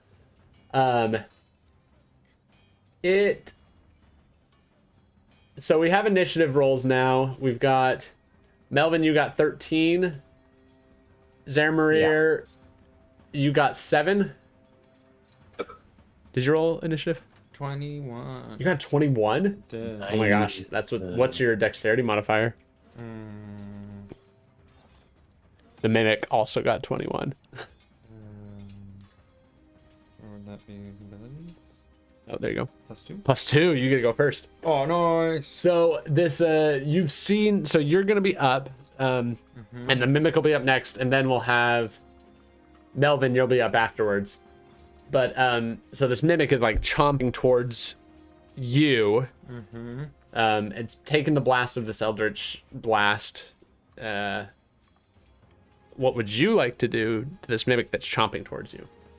All right. I'm gonna unsheath my sword, and he's like, "Yes, yes, let's kill this." And I'm like, "Okay, sword attack," and I'm gonna do an attack thing. Nice. An attack thing. That was 25. That hits. Okay, damages 12. 12 points of damage. It's still standing. Okay, I'll take my second attack per action because I've got 2 of them. Nice. And that was an 8. 8 does not connect. That does not hit. Okay. Well then, I will... Do you have smite as a paladin? No, that'd be cool. You don't have smite? You don't get it at first level, I don't think. No, but what level are you paladin? 6. I was probably just not prepared. Oh, you definitely have it. If you scroll down to the very bottom. Is it a bonus? Is it a bonus action? No. It's just part of your attack if you want it to be. Mm. Under actions, it's probably one of the last things. Divine Smite. Yeah, I don't see it. Just either. consumes a spell slot. Oh wait, what about Channel Divinity? Oh, Divine Smite. There it is. Special. Oh, it does a spell slot. Okay, It does take a spell slot, yep. I see. Okay. Okay, I didn't know about that. Yeah, that's the paladin's like bread and butter, right? Is lay on hands and Yep. Divine Smite. Yep. So you don't have to use it if you don't want to. You do hit with one of those attacks. I'll save it for later. Yeah, that's a good idea. Spoiler alert, this probably isn't the only combat of the night, so. Okay, so you connect with this thing. How many points of damage again? 12. 12 points of damage, and we have 15, 25, 37 total points of damage. Very nice. Okay. The Mimic is going to go next. Where's my dice? Bonus. Well, never mind. Oh, yeah. What do you want to No, do? it's fine. Bonus. I'm good. Never mind. Okay. And then Melvin, you'll be up next, I think, right? Yeah, Yep. Melvin, you'll be up next. Okay, the mimic like kind of hops forward. It like uses its tongue to like propel itself forward and like goes and you're the closest one to it. Mir murmur. You're the closest one. It's going to take 3 attacks at you. It's sort of like you see out of its sides grow like these like disfigured arms with like fingers that are bent the wrong way. Like they look like they're dislocated and broken. And it just sort of like flails and lashes out of you twice with its sort of fingers. And then once it tries to bite you. Yeah, so let's do 2 of these attacks. Am I within 5 feet of my Mira? It's up to you. You can choose. How far did you run ahead of us, my Mira? Probably Or are pretty we close. Still really close. You were probably pretty close because you like recognize this area, you know, like you feel comfortable in this area, so you can be as close as you like. You can be within 5 feet for sure. Like that. I'm gonna try to do that pretty much in general. Try to be within 5 feet or at least 10 from both of these. Perfect. I think we'll probably only do one battle map, like battle this session. So Yeah. I want to do this theater of the mind just as a heads up, just because I don't think this is going to be the boss. Yep. Okay, what's your armor class? 16. 16, both miss. The bite, though, is going to try to hit you. Here we go. Nah, bad rolls. They all miss. All 3 of them miss. Oh, yes. so it comes up and like swings at you, and it like hits your armor a couple of times, and you like hear your sword like beckon to you, you know, and like say like dodge left, and as it does so, like it clamps down and bites into the ground as you dodge out of the way of it. Oh, thanks, sword. You have to voice the sword also, I can't do it. Oh, you're welcome.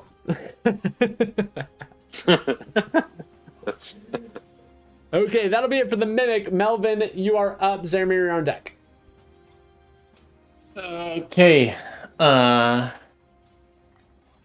Well, I will just sneak around to the back of this scary mimic sign. Yeah. And then in my hand just materializes a ghostly dagger and I stab at him. Oh, super cool. I love that. Are you trying to flank it? Yeah, if that is possible. Yeah, you can fly. I mean, you can go over it for sure. Cool. Is that a crit? No. Oh, why did it show But- green? 25. That's it doesn't not look green? Gray. That's gray? That's gray. That's Yeah. green. I don't care what any of you say. It's green to my eyes. Gray. It's a crit. That's the smaller number. Oh, it's Okay. gray because it's not the one. And so that is a hit, I guess. Oh, that's a That's hit. Yeah, you're right. Sorry. I was so focused on the colors. Does that include Genie's wrath? I don't know what qualifies for Genie's Wrath. I haven't got to that part of the spellbook yet. But it would be at least the 9 for the damage, Okay. plus 5 for sneak attack. Okay. If you want, I'll tell you this. I don't know what Genie's Wrath means either. If you want to look it up, you can. But if you want to take that damage, you can take it, but you have to narratively describe what it looks like when that damage happens. Otherwise, we'll just take the 14 if you don't want to.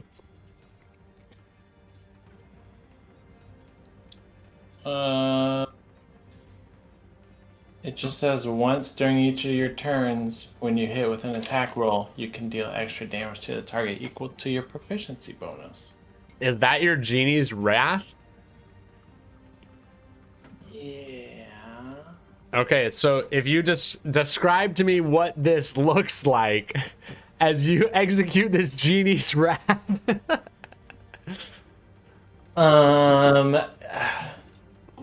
There's like a kind of a muted but echoing cry or wail coming from somewhere in one of my pockets. Oh. Basically, in the folds of my my robes. Oh, that is beautiful.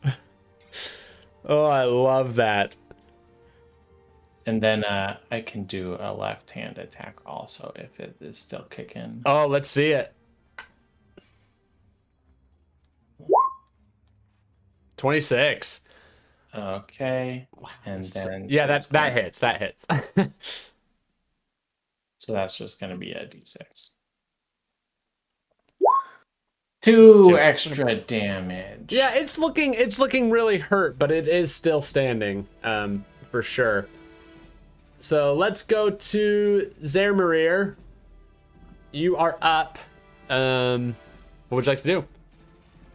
Yeah, I'll take a few steps forward and kind of position my shield pretty well against this, and then stab or attempt to stab with my sword like downward above my shield, because I'm like holding my shield up and stabbing over it. See if I can hit. Oh, cool. Oh, sorry. Did you want to use your trait for something, by the way?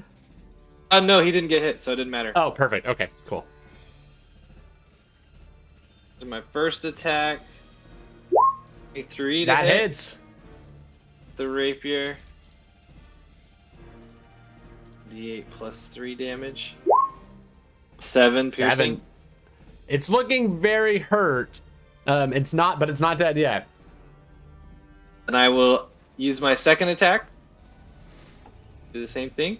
Excellent. 17. 17. Nice. That connects. Yeah. I will pump a divine smite into it. You're so a it's gonna paladin do- too. I'm only paladin. Oh, you're straight paladin. I forgot. That's Straight right. paladin. As this blade goes in, it glows bright red. Oh, beautiful. Nice. So it will deal 8 plus 3 normal damage and 2d8 radiant damage. Oh, yes. Nice. That is enough to kill this thing in one round of comp. Wow. I guess you're level 9 or something. Like, wow, it turns out you guys are really strong. So describe to me how you would like to kill this mimic that ruined your beautiful black velvet cloth over your nightstand.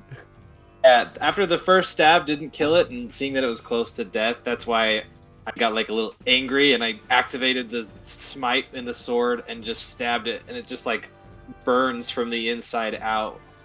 Oh, This dark black smoke. yes. Cool. So in front of you, where it said like beware mimic, and like you stab it in its mouth, like its teeth gnashing and biting at your sword, right? And you see its eyes go like wide, and all of a sudden from like you see from its teeth like radiate this fire, and the flames like lick out of its mouth, and it lets out a scream. And before you now stands like, after you've like litten, or what's the word? Lit? Not litten.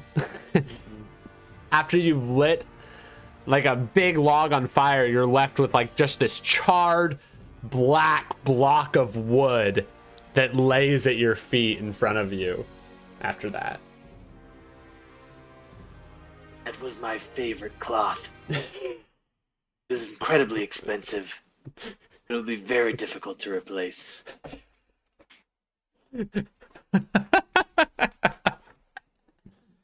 I went to the seas of Zanzibar for that cloth. Do you know how many people I killed for that cloth? It was very black. It has a hole in it because of you. So as you do that, you like sink your sword in, and it's sort of charred. You see lying in the char is another bracelet that looks very similar to the one that you had seen in the other room. And we're gonna take a quick break right here. We're gonna take a 10-minute break right here. We'll come back at 6:25 and we'll pick up the session from that point. All right. Sound good? Mm-hmm. Yep. All right. Ready, break. Right. I dropped one. Dogs can't have grapes or raisins. They're poisonous. Found it.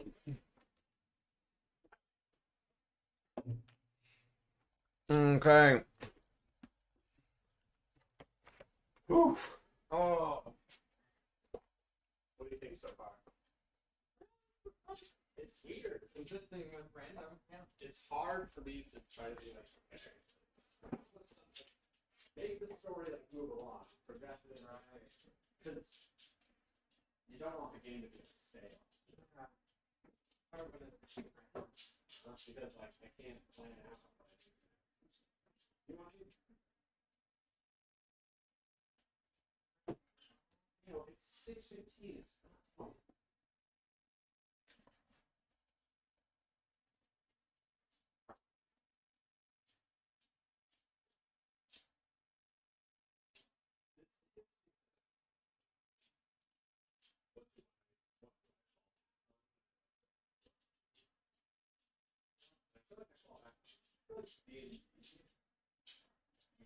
You should fall back on it's like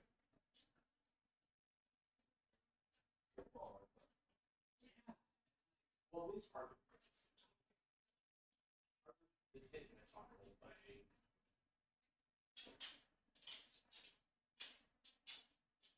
I think I need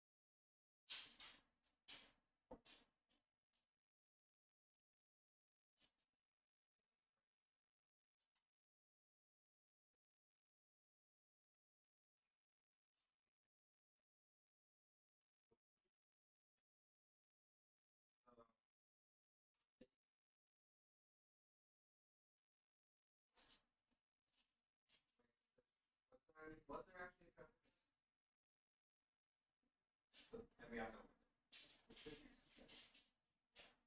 Unless we already had something in mind for.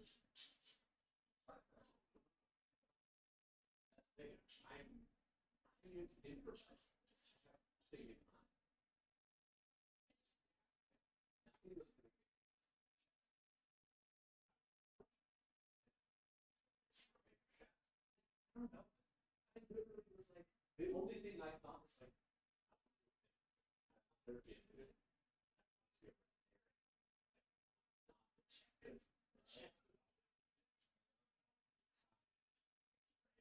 knew that.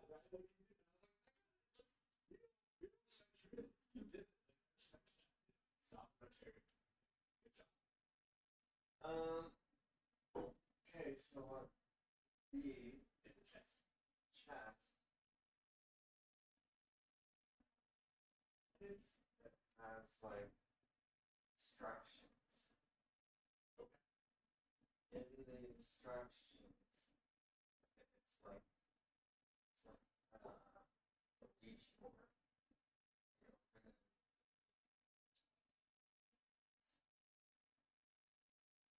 Depending on how we interact with it.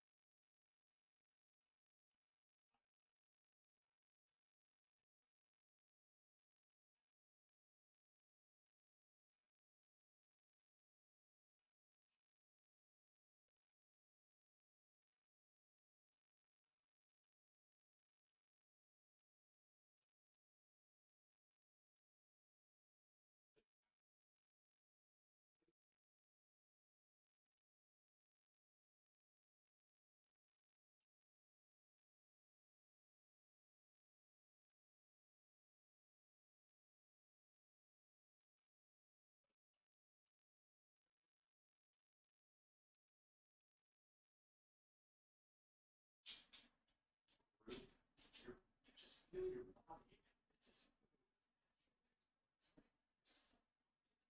It just obviously some people.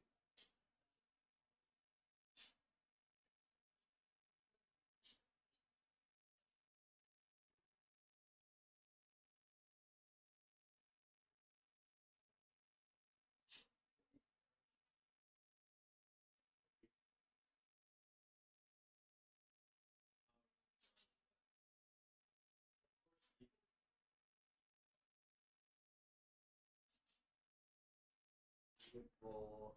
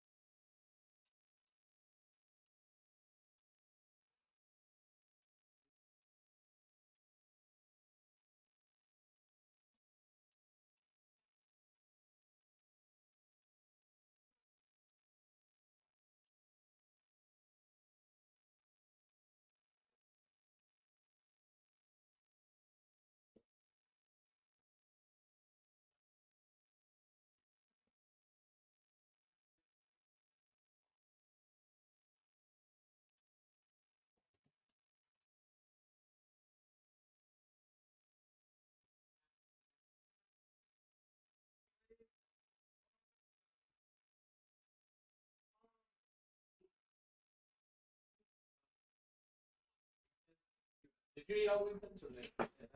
No, we have the box.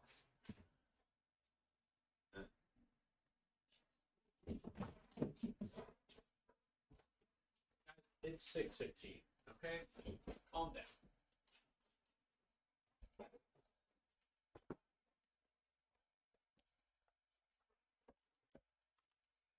Food. Ooh, Kalamata. I love olives. Me too. All right, me and Ben and back, or me and Ben and back. Me and Ben and back. The lesser known Hobbit's Tale.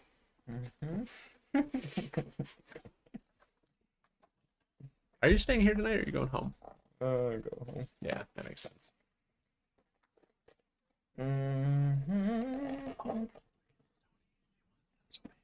There's no only one tracker. A tracker.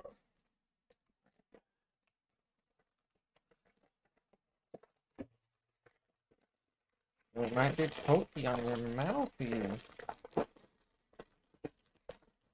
That is true, guys. Did you think about that?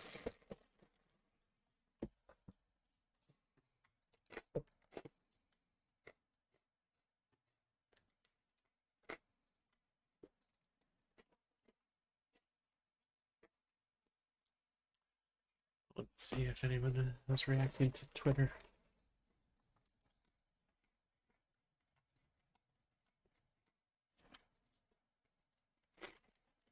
You know, one thing that's interesting about Twitter, like, so I posted that I was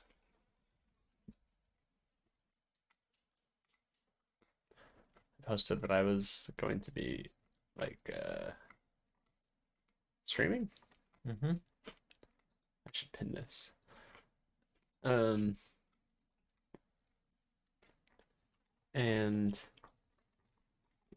what the heck?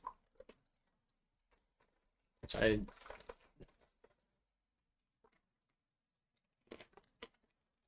I posted, and so what happens? Twitter is so weird because like I put the YouTube link for our stream in here, right? Mm-hmm. So people could come and watch. Mm-hmm. But when you put a YouTube link, the Twitter algorithm makes it so that people don't see it as much. Really? Because it links to an external site. Mm-hmm.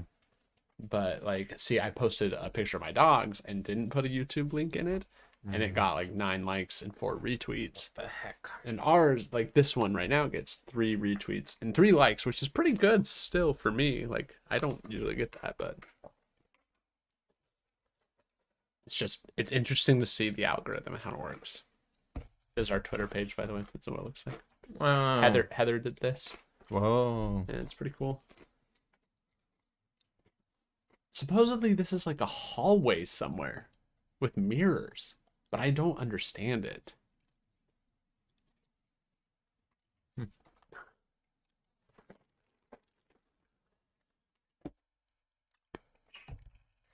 Oh, Brandon's here. Hi, Brandon.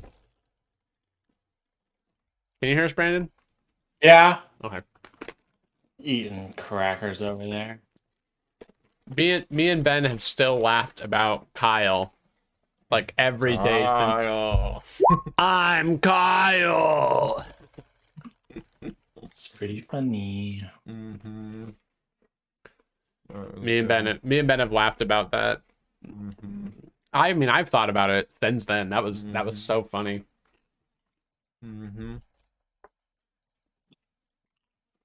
When I made that piece of paper that this person takes your skin and wears it, I was like, this is too ridiculous. Like, this isn't real.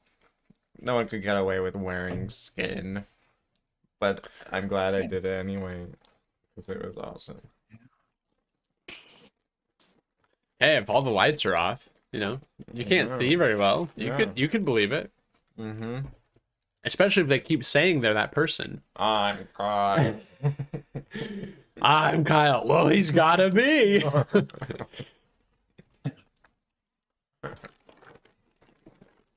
Brandon Rhodes is here too. Nice. Is tomorrow Sunday? Mm-hmm. Okay.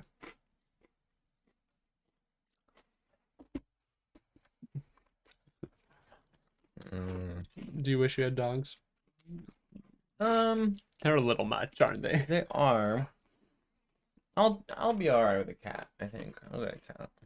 That cat. But having a cat is The thing is, you can't travel as much With cat? with a pet. That's true. But I feel like you can travel more with a cat than you can with dogs. Because all you need to do with a cat is have somebody come and feed them and like empty their litter. Yeah. Whereas like dogs, they need to be fed, they need to be like let out and run around. Right. Like we don't kennel the cat because she doesn't need to be. But these guys, if they weren't kenneled, they would just tear up our house, you know? Right. Look at that pit bull. No, your eyes are so. I want something eyes. Noni, you are pathetic. You are I think so I'm on pathetic. now. I hear you. Nice. All right. Ben, I used Ben to help me plan the next step of our session, so Nice. yeah. He did co-DM then. I guess so.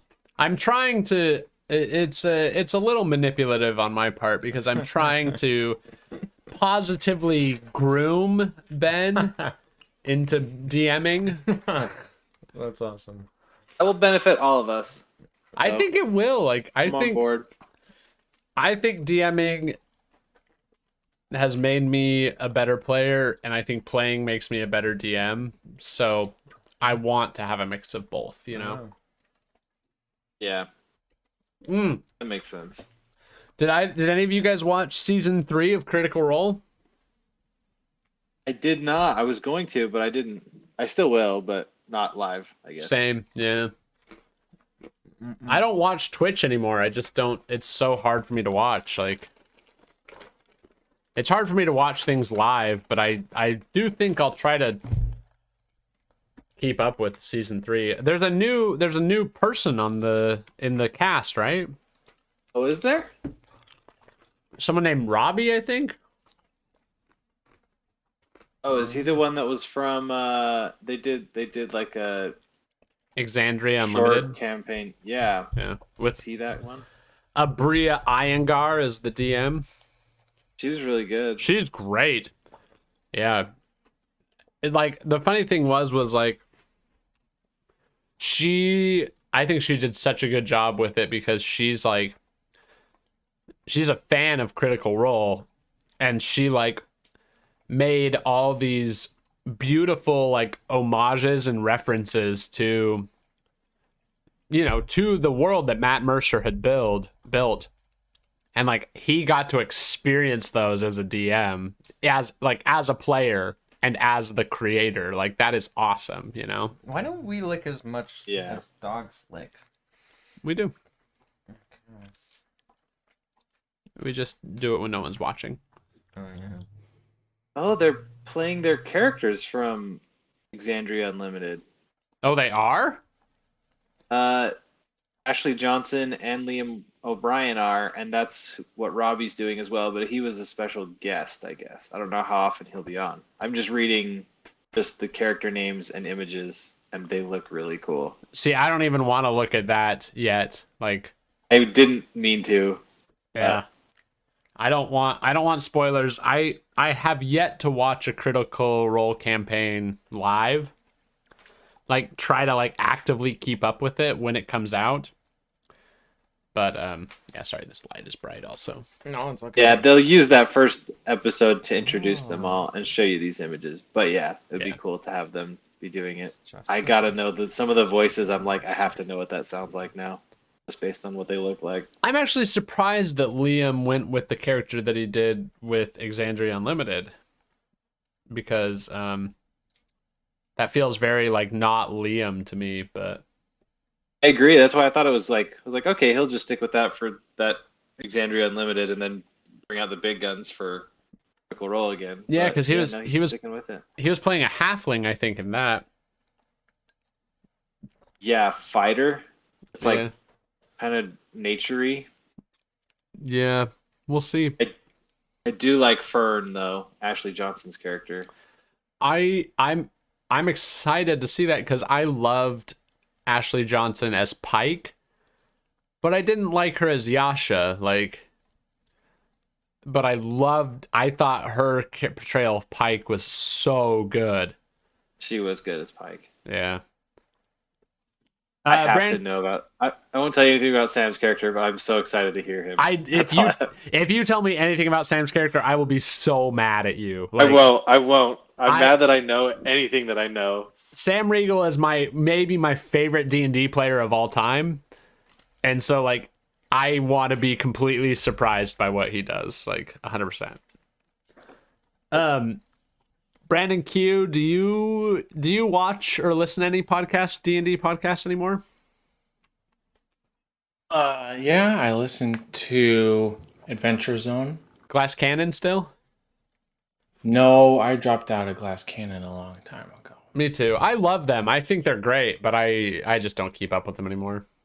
I made it pretty far, but it was too much. For me, they kind of fell into the trap of it's just like every episode they just chit chat more and more and do less of the actual playing and story. Interesting. And they get pretty into their own celebrity, I feel like, and they're like, well, people want to listen to us just talk about what music we like, so let's do that for half an hour. Oh, interesting. That's fun. That's really interesting to hear, because like as I've been starting my YouTube channel, I've thought a lot about like, okay, is this gonna be like solely focused on D&D as the game, or is it gonna be more like a personality channel, you know, like there are video game channels that do things like that. Like there are Twitch streamers and video game personalities that you'll watch them no matter what game they play, right? And so like maybe Yeah, so I don't watch Twitch streamers. Yeah, maybe Glass Cannon is doing like the same thing. Like you love like the people who are playing the game more than the actual game itself, you know? I listened to your one about fear and anger and really liked it. I put a lot of work into that one. That one's the one I've put the most work into so far. I've been thinking about that like ever since. Like and like just sitting in some of those emotions, and that was a really good one. It's good. Thank you for sharing that. That's really good for me to hear. It's honestly, I put so much work into that last episode that now I'm like, I don't know what I'm going to do next, you know? Like, I think I have an idea, but I haven't really had the, like, I'll probably record tomorrow, but I haven't had, like, that same, like, I need to make a video on this feeling, you know? But I had that with the fear episode for sure. So, we'll see. Okay, we ready to jump back in? Let's do it. Let's do it. Okay, so upon slaying the red herring mimic that Brandon Q so aptly recognized. Melvin. True. Melvin so aptly recognized with the dual Eldritch blasts coming out. You've slain the mimic. It sits before your feet, a petrified piece of blackened wood beneath. Zaramir, you've just slain it. You see amidst all the rubble another bracelet lying before you in the rubble.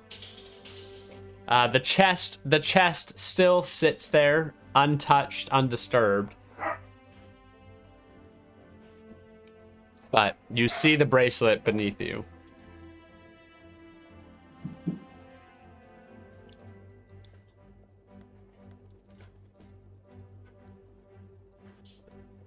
So, hey, it's another one of those bracelets.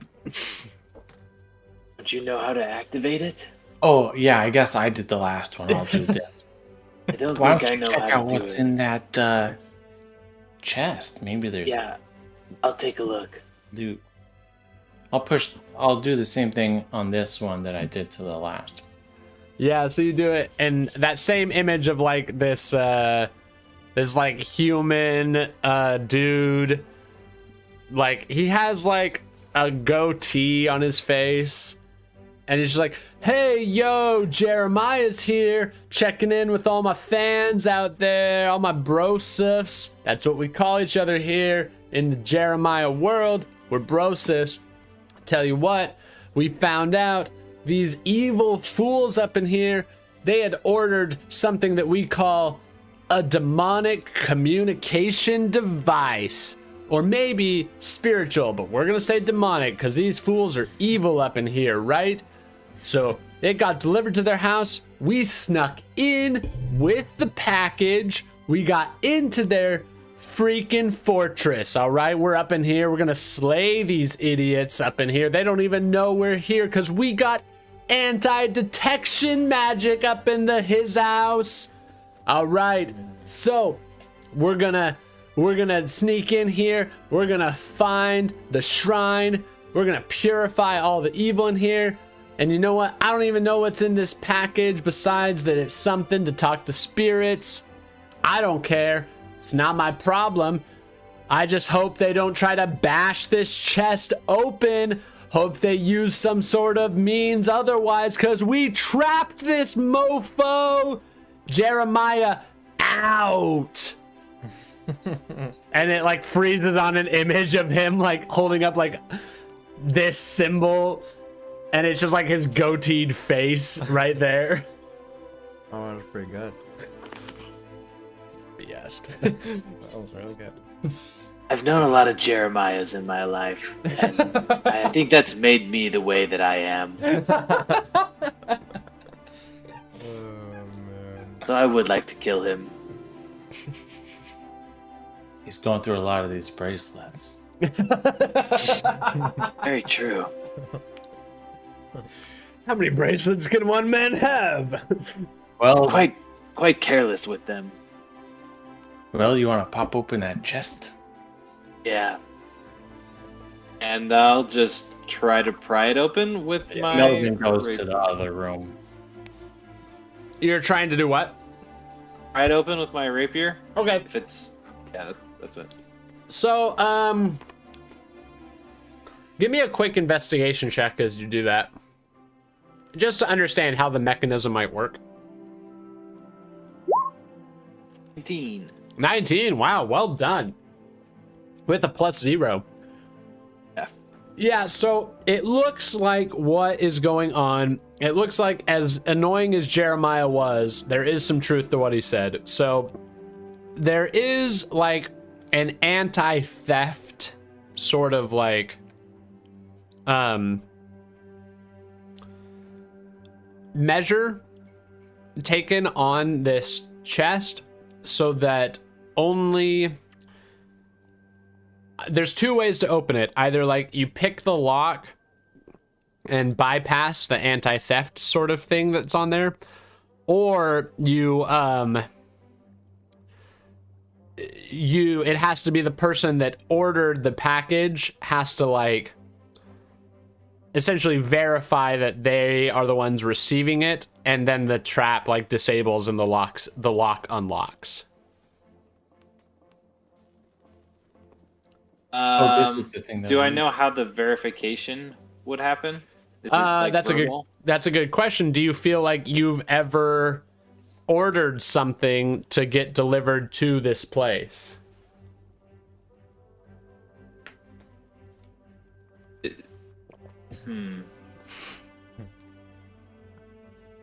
Probably not. then No. Probably not. Like if you don't, then you could. I mean, with a 19 investigation, like you do know that it has to be a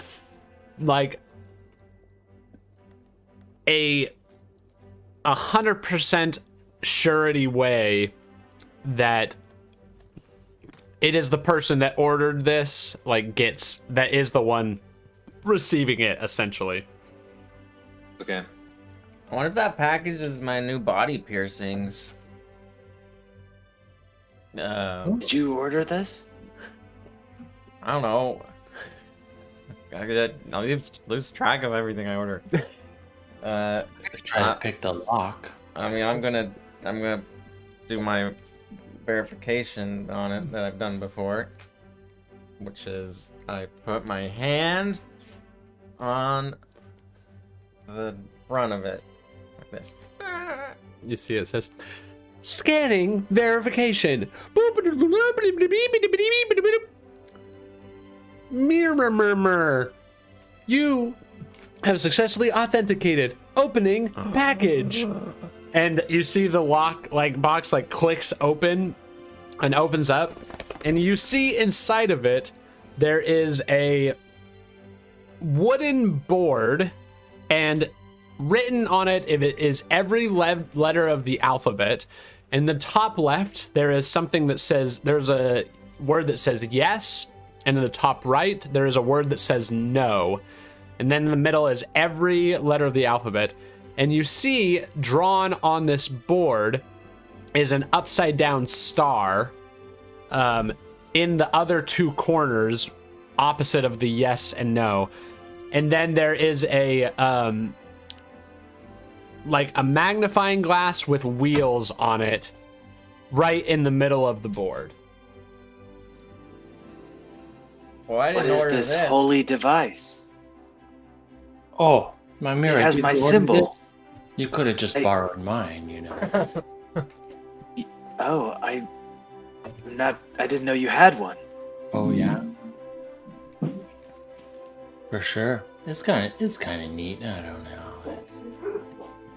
Well, Yeah, might not be the time to use it. Or it might be just the time. This might be the perfect time. I'll show you how it works. You sit in a Light some circle. candles.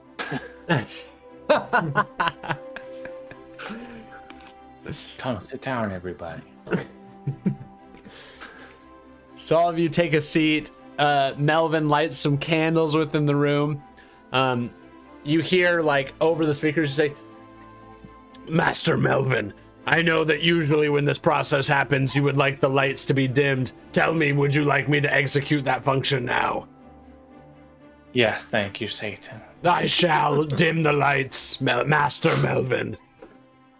And you see the lights around you dim, and the candles project this dim glow around this. You all are huddled around this board. I think it's really a thoughtful operating system.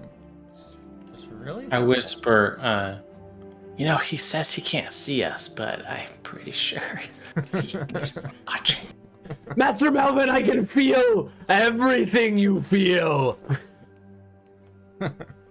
Everything. That's a lot. I live in constant agony and constant pleasure.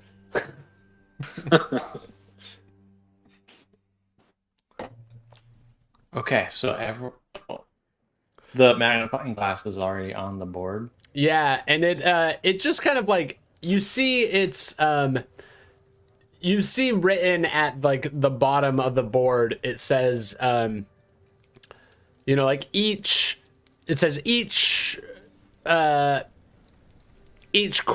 questioning mind may ask one question of the board in which the spirits shall respond,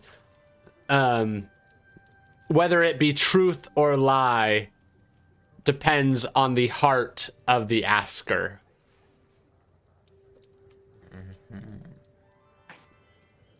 Okay, well, Melvin will instruct everyone to put their hands on the magnifying thingy, and I'll go first. My question is this a good time to do a Ouija board reading? Make a religion check. A 21? Nice. So good. You see, as your hands touch the magnifying glass with the rolling wheels, you didn't apply any pressure, but it moves and it quickly goes up to the yes at the top left of the board, and the magnifying glass highlights the letter or the word yes as you put your hands on it. Okay, who wants to go next? I would like to ask the question: Go ahead. where is Jeremiah the Bard? Make a religion check.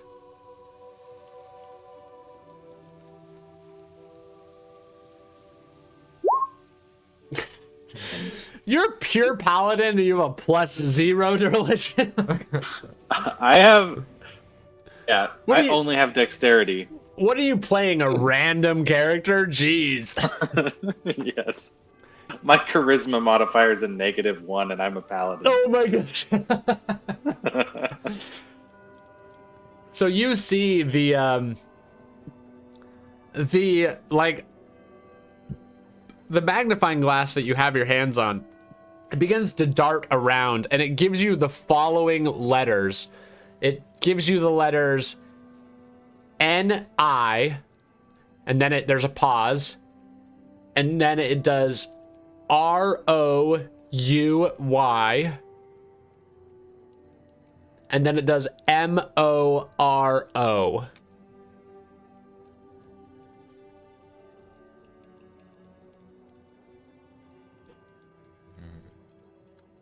Well, that didn't seem to work very well. Unless... Wait a minute. Is there ever, like, scrambling of the letters, Melvin? Oh yeah, anything can happen when you do a reading like this. I want to try it. I think if I move the letters... I'll let you finish first.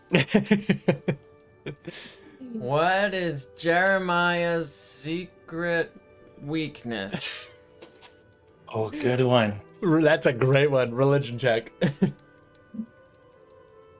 11. 11. Okay. It gives you the letters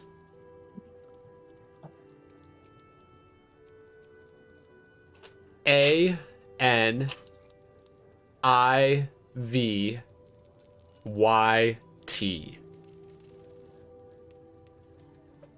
A-N-I-V-Y-T. Yeah, perfect. Okay, got it. You guys are so smart. You guys are so smart. Okay, Melvin I is think- gonna... I think he's in my room. Yeah. I have extra cloth in that room, and I really hope he does not get into it. Or so help me, Satan. Master, I will help in whatever way I can. Melvin is just gonna slowly reach forward and then boop both Zermarir and Mimira on the forehead. And then you hear in your head him say, "Okay, I think we gotta go." And we can now communicate telepathically for the next 2 hours. What? Whoa. Wow. That's so legit. Mm. Oh gosh. And then he turns into a I've bear. never used this before. Oh, my thoughts are just going wild. Like I'm hungry and what do you think I was too nice to that mushroom earlier today? Like maybe I should have been like, what are you doing in our compost pile? And how do I turn this off? I don't necessarily want everyone to hear all these thoughts. You're mine. concerned about being nice to a mushroom? Why would you even think about that? What kind of weirdo thinks about, wait, I shouldn't be thinking about this because then he can think about what I'm thinking about. Oh my gosh, now I'm going to come across as a really big jerk.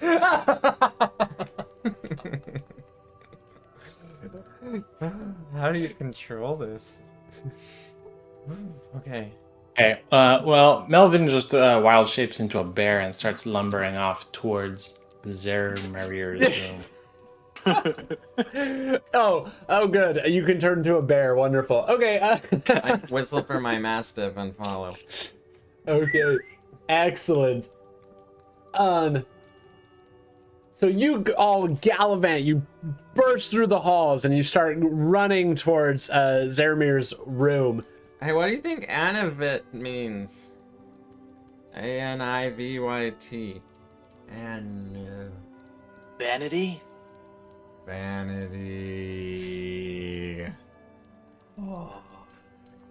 Okay. So Basically, he's way too into himself.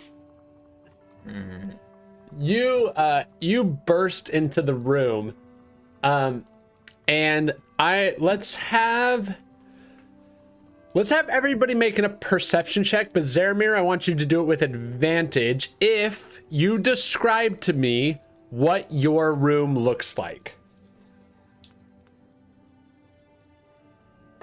Yeah, so my room is very dark, but it has like way more pillows and like soft, cushiony stuff than you would think would exist because I look so like kind of creepy and hunched over. I love all the velvets and blankets, and my bed is like so nice and welcoming.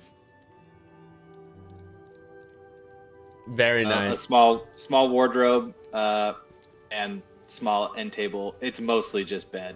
Okay, so everybody give me a perception check. Zaramir, you can do so with advantage.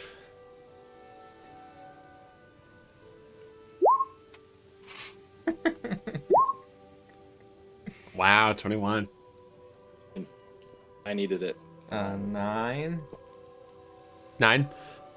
So Zaramir, you notice that your most prized and favorite pillow is missing.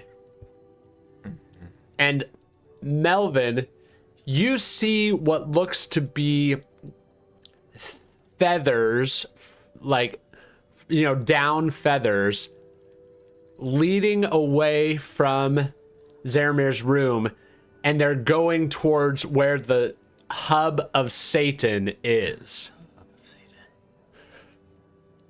Okay. Telepathically, Melvin just goes, "Follow me," and starts. Non-telepathically, out loud, Zaramir is going, "Oh, oh, oh, oh, oh. They're so expensive. What have they done? What barbarians?" I'll kill them.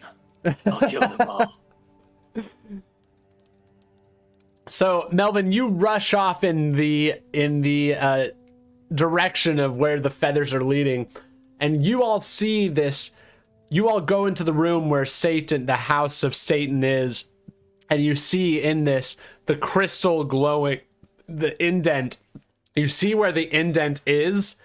The pillow has been put into the indent of it. You also see the mushroom that you met earlier has been put on top of it. And Melvin, you see that one of your pig, like one of the teeth, you recognize one of the teeth from your piglet is in the indentation.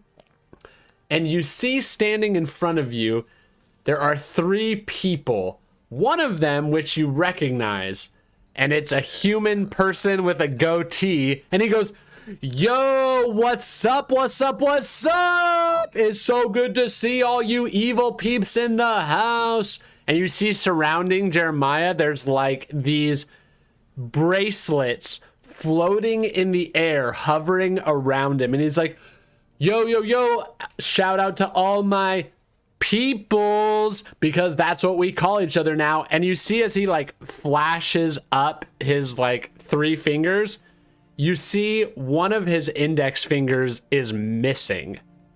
And like there's like bandage wrapped around it.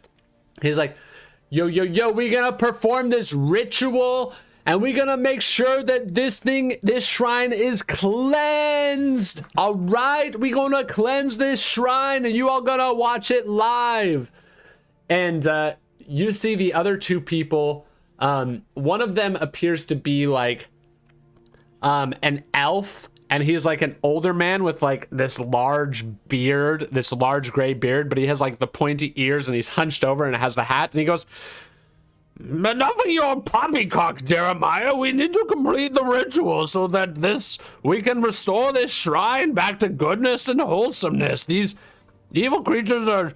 Kill them and let us continue this."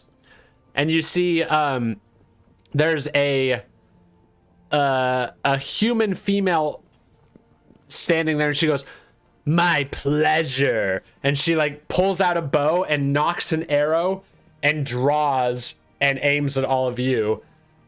And Wait, where's Satan? Is he still there? Is he gone? you see the crystal is still glowing red. Okay. And you hear Satan say, "Masters, I have found the intruders." They are located directly in front of you. I hope this is useful information. Melvin just does a bear roar. And let's have everybody roll initiative.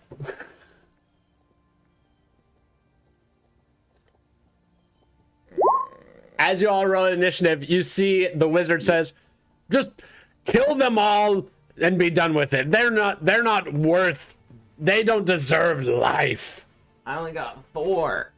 So he's a wizard, huh? Okay, you got 4?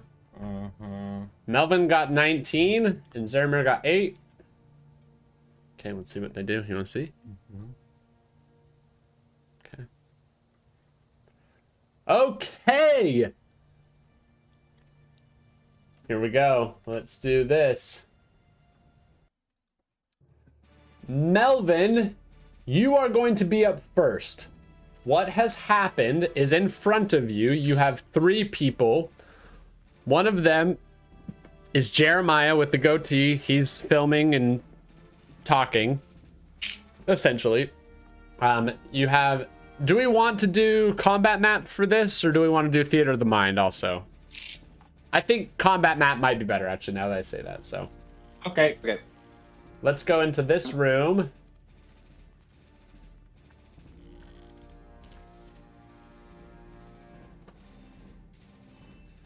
Okay.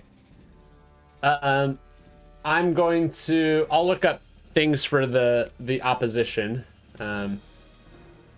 But I'm 1 second away. I will say this for everybody, okay? Mm-hmm. Because all of you are in a location that you all are familiar with, you can take what are called 2 layer actions. Lair, layer actions, okay? So at the end of anyone's turn, you can do... I'll give you an example of 1 layer action that you can do, and then I want you guys to come up with a second one. The layer action that I'm thinking is because you can control the lighting. Let's say this. We'll use it as a reaction. If somebody makes an attack on you, before finding... you can impose disadvantage on their attack roll because you can adjust the lighting in your layer, okay? If you still have control of Satan, all right? What should the second layer action be that you all can do? Maybe there's one of those chandeliers. Then we can cut the rope. And what does that do? On people. So they would have to make like a dexterity saving throw or take a certain amount of damage? Yeah. Okay. I don't know. That's just one idea. That's perfect. Let's roll with it. So there's a chandelier hanging above Satan that like helps cast the light in the room. And we'll say it's directly located, like it will hit the 4 squares above the star on the map. Or you can do it in any room if the combat carries over to other rooms, okay?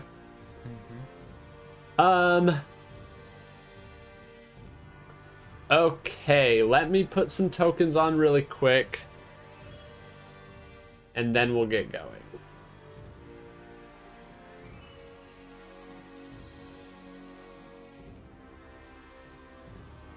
Does anybody have any questions before we start the combat?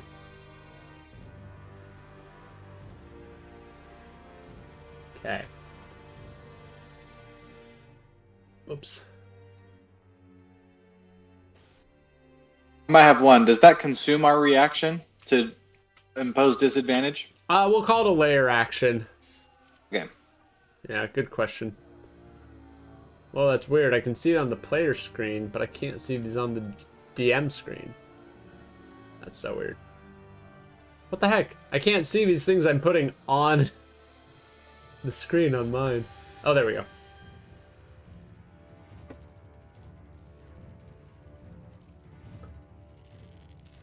Okay. Oh, Roll20 is being really laggy. Okay, which color should Jeremiah be? Yellow, brown, or gray? Yellow. Okay. Jeremiah's gonna be right here, filming. What color should the wizard be? What is it? Blue. Well, I don't have blue. Gray. Gray? Or brown. Gray? Gray. Okay, wizard's gray in the corner. Yeah, that's the best we can do. And then brown. Right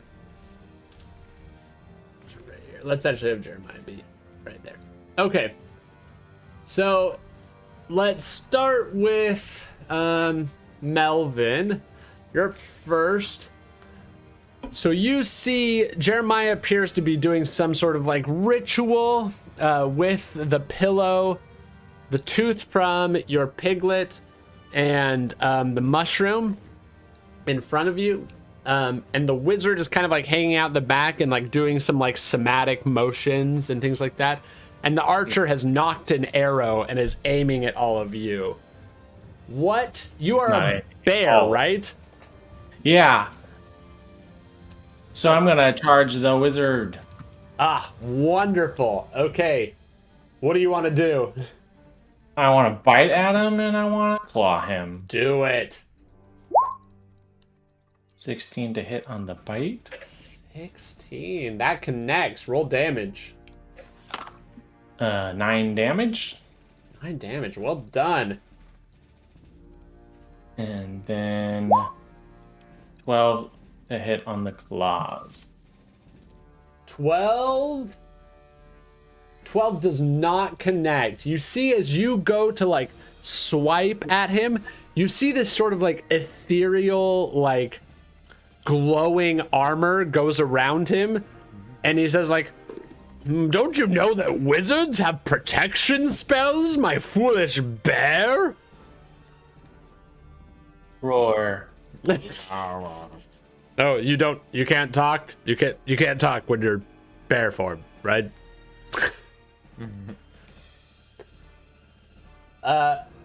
Okay. Is there anything else you want to do? Nope. Cool. Okay.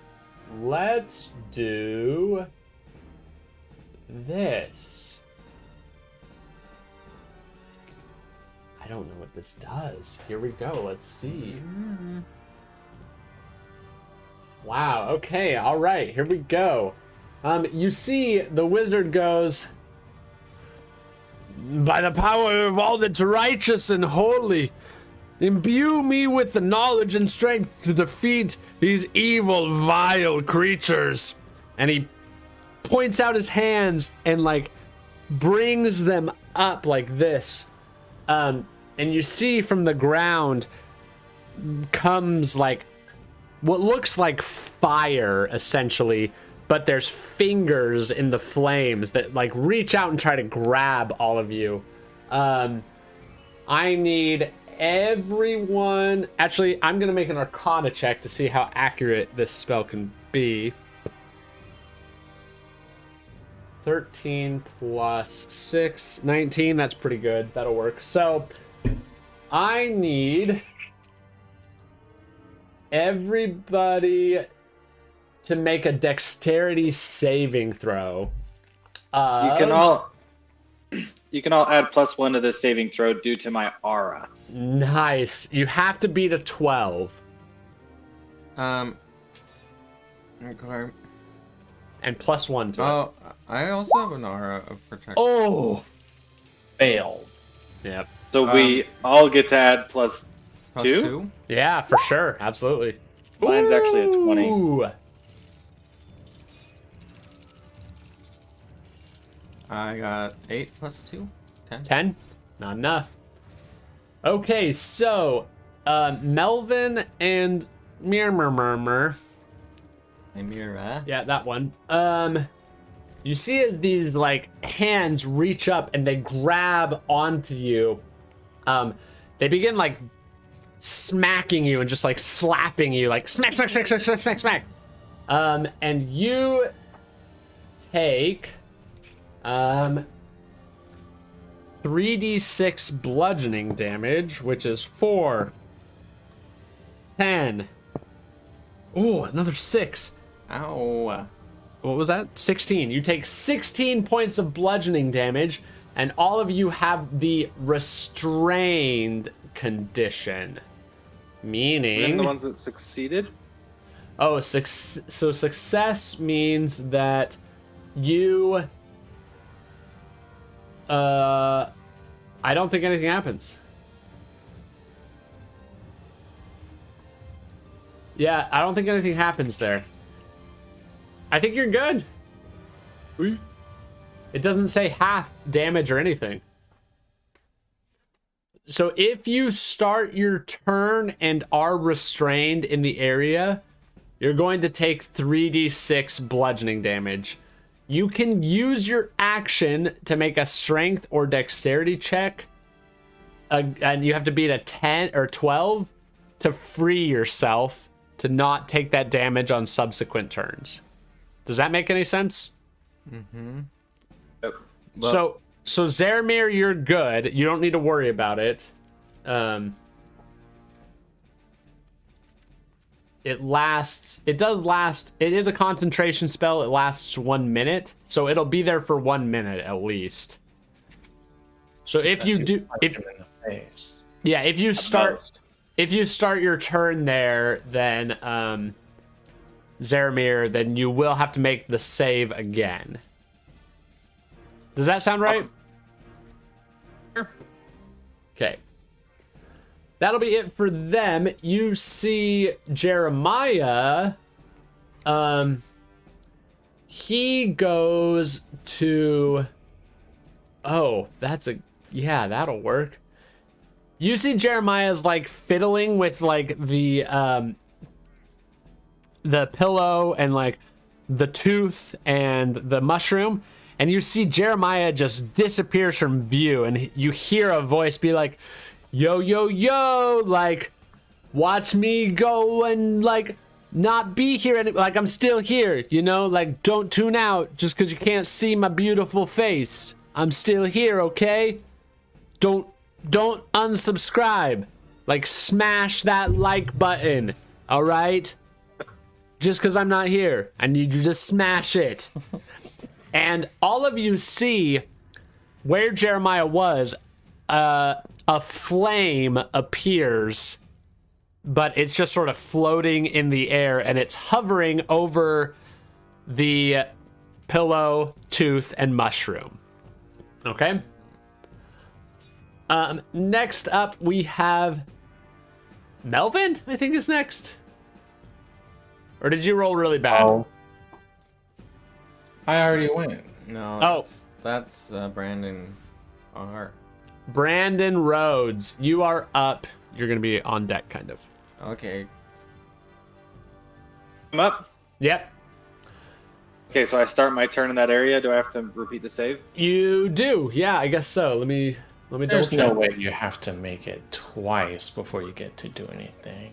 Yeah, so when it enters the affected area for the first time or starts its turn there, The creature must succeed on dexterity saving throw. So you enter it for the first time when it casts the spell, and then on your subsequent turn, that you start there, so you have to make it again, right? Sounds right. The way that I would do it is I would roll for the first time on the beginning of each of our turns, so that it doesn't hit you twice before you get to go. Before you get to go. But you're the one reading the spell description, so. It's Evard's Black Tentacles is the spell. Got a 20 on it. Nice. You're good. Yeah, you're good. Yeah, Oh yeah, it doesn't Take say no damage, and I'm not restrained. exactly. It doesn't say to do this during that guy's turn. So like we shouldn't have done it initially. But you entered it for the first time when he cast the spell, right? Yeah. I don't know. Depends When on the I DM sometimes. I'll say that, I think it means like if I start my turn outside of the area and move into it, then I've entered the area. Perfect. Or at the start of your turn. So you make the save, and then you'll skip at least one step of it, like, because if you either initially make the save and skip it, or you do it at the start of your turn, right? I would just do it the one time at Yeah, the start of exactly. your first turn. Okay, so we'll do that then. I'll put a little thing where it is, so all of you can know what to avoid and stuff. Ooh. Maybe. Okay, sorry. What would you like to do, Brandon? So I'm right there. I would like to use my Radiant Soul. So now I transform. My eyes go bright red. I gain 2 wings. And I fly up. Can I fly up enough that these tentacles won't get to me if I start my turn here in this square, or do I need to move squares? No, absolutely you can. That's totally fine. Okay, I'll basically just fly 5 feet up, so I'm still within 5 feet of my 2 friends here. Perfect. That's great. Yeah. Then I will, as a bonus action, cast Shield of Faith on Sister Mymira. And what does that do again? You get +2 AC for the duration. Nice. Nice. You. I'm concentrating on that spell. What does your Shield of Faith look like? Yeah, so I'll like look down with like my eyes that are bright red, and they will flash. And then it looks like just like you blink out of phase slightly to reality with like just a tiny red glow, and then blink back in. But it helps for like some attacks. They'll like blink out of reality as well if they would have hit you. Ooh. Don't. Nice. Very cool. Mm-hmm. All right. Action. What do you want to do? My action was transforming. My bonus action was that spell, and I just wanted to fly up slightly. So that's it for my turn. Wait, what did you transform into? I gained my angel form. Asimar, you went and did that. Yeah, so I got my wings so I could fly up, and it will benefit me on future turns. But If only you were an Aarakocra, then you could just fly. If only we were all Melvin. Very nice. Okay. Let's see what the archer does. Let's have this happen. It's gonna make 2 attacks with its longbow. Archer is the brown one, I think, right? Yeah. The one that's closest, or the one that's engaged with the wizard, is you, right? Oh, bear. Oh, bear is the one engaged. Yeah, it's gonna go for Melvin then for sure with the longbow.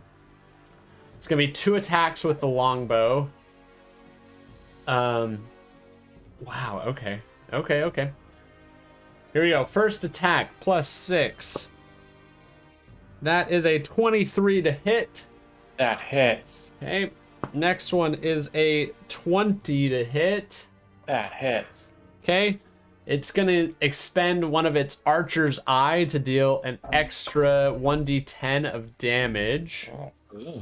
So you will take 16 points of piercing damage from the 2 attacks, and I'm going to roll a d10 to see how much more you take. 6 points of additional damage. So 22 points of piercing damage from 2 arrow attacks. Wait, 16 plus 6. Is that what it was? 22, right? Yeah. So I would you see- like to use. Go ahead. No, go for it. I'd like to use my fighting style, which is interception. Because he's within 5 feet of me, I'd like to reduce the damage on one of those attacks by 1d10 plus 4. Yeah, nice. Go So for it. I basically use my shield to bump him or bump the attack slightly, see if I can reduce some damage. Oh, nice. Ooh. So, how I've never much heard is of this it fighting total? style before now. is it only with like ranged attacks, or is it all attacks? Whenever a creature you can see hits a target other than you within 5 feet of you with an attack, you can use your reaction to reduce the damage Oh, to the beautiful. target. Have to be Beautiful. wielding a shield at the time. I gotta be honest, I really like doing this random thing just because I'm learning so much about the game, like, from this. So, okay, so Hey, you, I have some questions. yeah, What did you get on that D10 bonus? The D10 bonus damage. oh, me? part. Yeah. I got a 6. Okay. So that second attack was 22 then. So the first attack was 8. The second attack would have been 14. Wait, yeah, that's right. So I messed up on the math. Okay. 8 plus 14 is 22. Okay. So then the second will have been just 4. Okay. And next question. This rectangle for where Everett's black tentacles are, Yeah. I'm not in it. Oh, though. you're right. Just assume that it does encompass you in it. Okay. Yeah, sorry. That's fine. All right. End of questions. Thank you. Yeah. Here, let's do that. There you go. Nice. It like, imagine it encompasses this half of the room, but not this half of the room. Does that work out? Yeah, like the squares that's touching. Okay. Anything else? Nope. Okay, are you up? Did the archer go? Archer went, yeah. Yeah, I'm up. Okay, so whoever was at top of the order, I forget, you're up next. Do I still... When does Ben go? No, Right now. I'm going now. Yeah. And then top of the order goes. On deck. On deck, top of the order. I'm not used to this advanced notice. Okay. I am going to. Do I need to roll for dexterity again for the? No. Okay. We'll rule it no. I think that was Okay. a fair. You guys convinced me that that's the way it's done. So no dexterity. Yeah. Okay. Next turn, if you stay in there, you will though. Okay. And so, which one is the black square? This guy. Yeah. That is the archer. Okay. And which one's the green square? This one, or this one. Next to the black one. That is that's That's where Jeremiah, but Jeremiah used Jeremiah's to be. that's where the flame is. Yeah. Okay. And is that a yellow square? Yeah, that Okay. is. Who's the yellow square again? That's Zeramar. Zeramar. That's Okay, me. so it's Brandon Rhodes. Okay. You are the red square, I think. Okay. This one. I'm going to cast Fairy Fire. Oh yeah. Kind of in that corner of the room. What's the save? So Dexterity 13. Oh, I think I succeed. Let me see. Yeah, I got a 16. I think you could get all 3 of them, probably. Nice. How big is the radius? 20 feet. Okay, so that That'll will be us as well. That's everybody, you think? Is it a cone? 15. I think it would. No. If I got all of them, I think it would include 2 of us. So I'm just gonna get the green and black. Those 2? Perfect. Easy peasy. You don't have to roll anything for that. Okay, Jeremiah succeeds. Okay. Well, actually, I'll say the archer succeeds. Oh. This is for Jeremiah. Yeah. What does he have to beat? 13 dexterity. 13 dex. Okay. He has a +2 to dex. All right. Okay. So 13 to beat. Yeah. +2. Uh-huh. 11 or above gets it. Okay. Oh, I got it. He succeeded. Yeah. Okay. All right. What happens if they succeed? Nothing, right? If they succeed, then yeah, nothing happens. Okay. All right. Okay.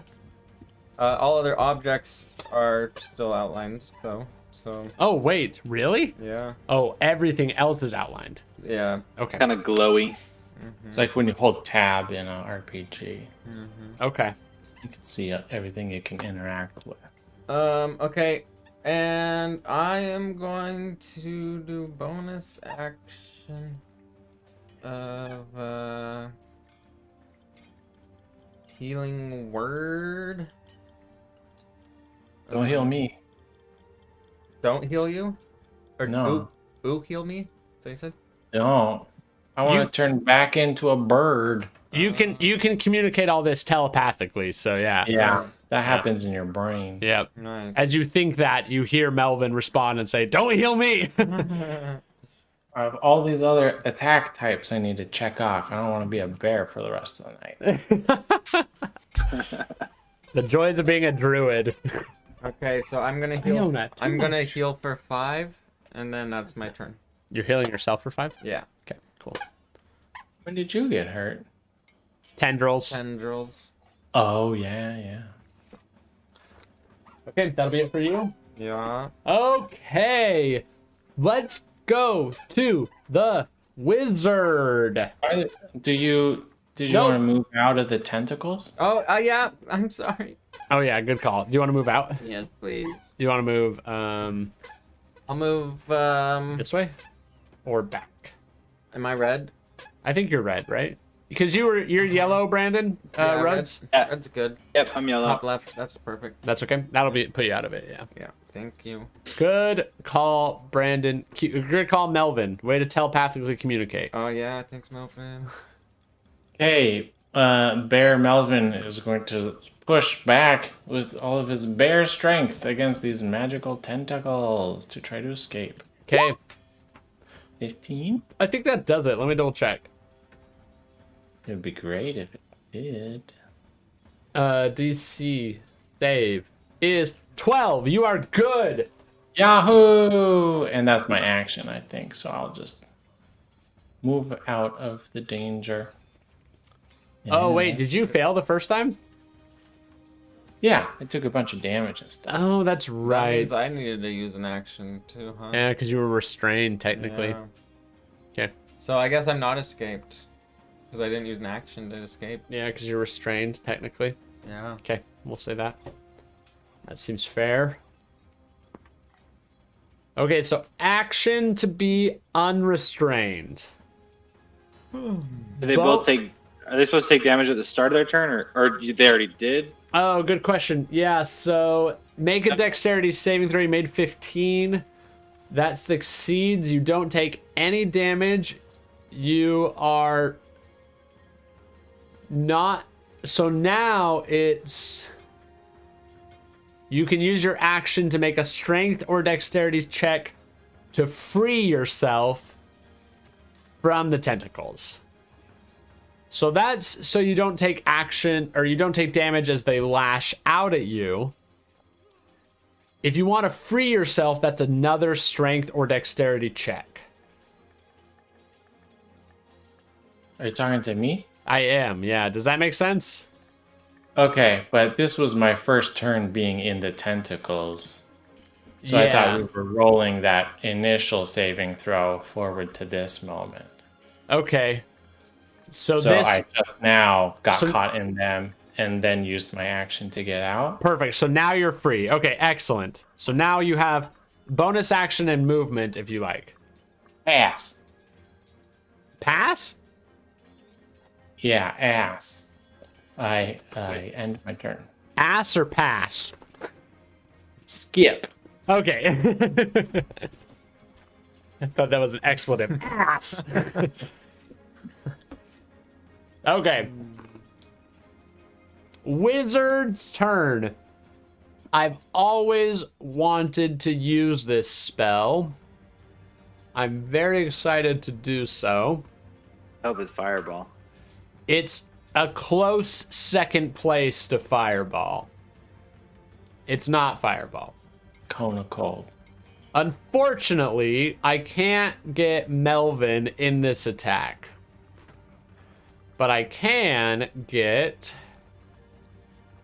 the other two in this attack. So, who is still restrained? I am. You are? And Brandon Rhodes, you are not, right? Oh, flying in the air Okay. So, like a demon. Can we turn the sun down a little? the sun? Yeah. Oh yeah, that's great. Okay, you have disadvantage on dexterity saving throws. This is a dexterity saving throw. Because what happens is you see the wizard goes like, oh, well, if we can't cleanse evil with fire, we'll cleanse it with electricity. And he shoots out a lightning bolt from his fingers. And I need Zaramir and Murmur to make dexterity saving throws. You do so at disadvantage. Murmur. Humbug. Add one because we each add one due to our Yeah. auras. Don't we each add 2 or not? You do? Yeah, add 2. Mine's already built into my number. The +1 is, but I don't have your +1 built into my number. So. Is it the same feature that is giving you the +1s? Yeah. Yeah. Because you can't add 2 things with the same name. Don't stack. Oh really? It's a unique effect.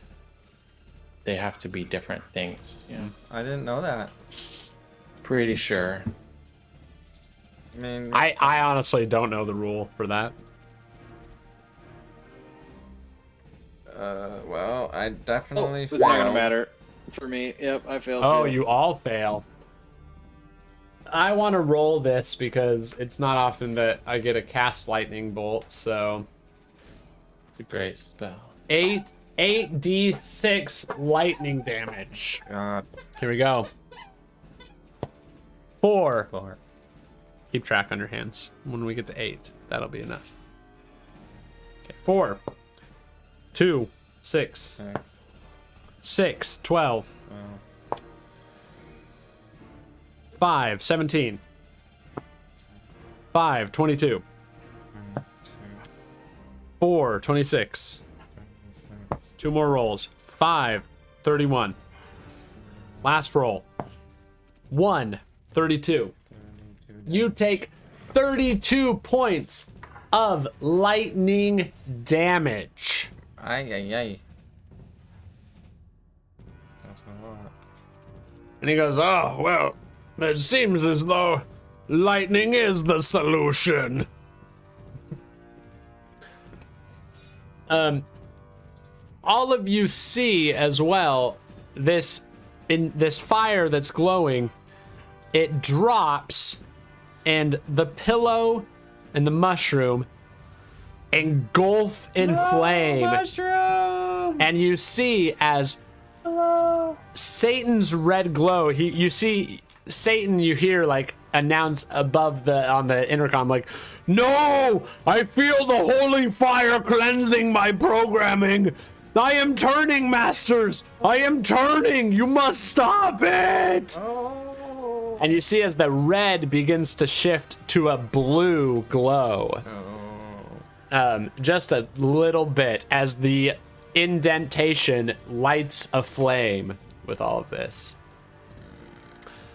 Okay, that'll be it. Let's do... I don't remember who's next who's next in the order for players. I think it's me. Okay, Zaremir, you're up. Melvin, you're kind of on deck. Yep. Oof, that was so much damage. It was a lot of lightning bolt, man.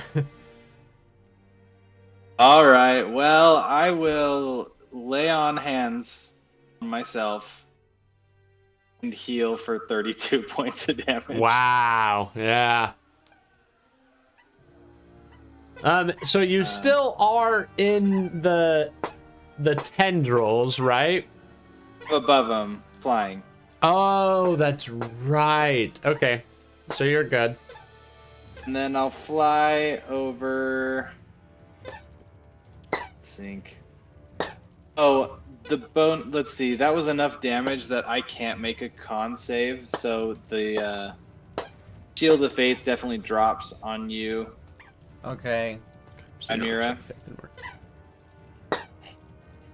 And then You could roll a 20.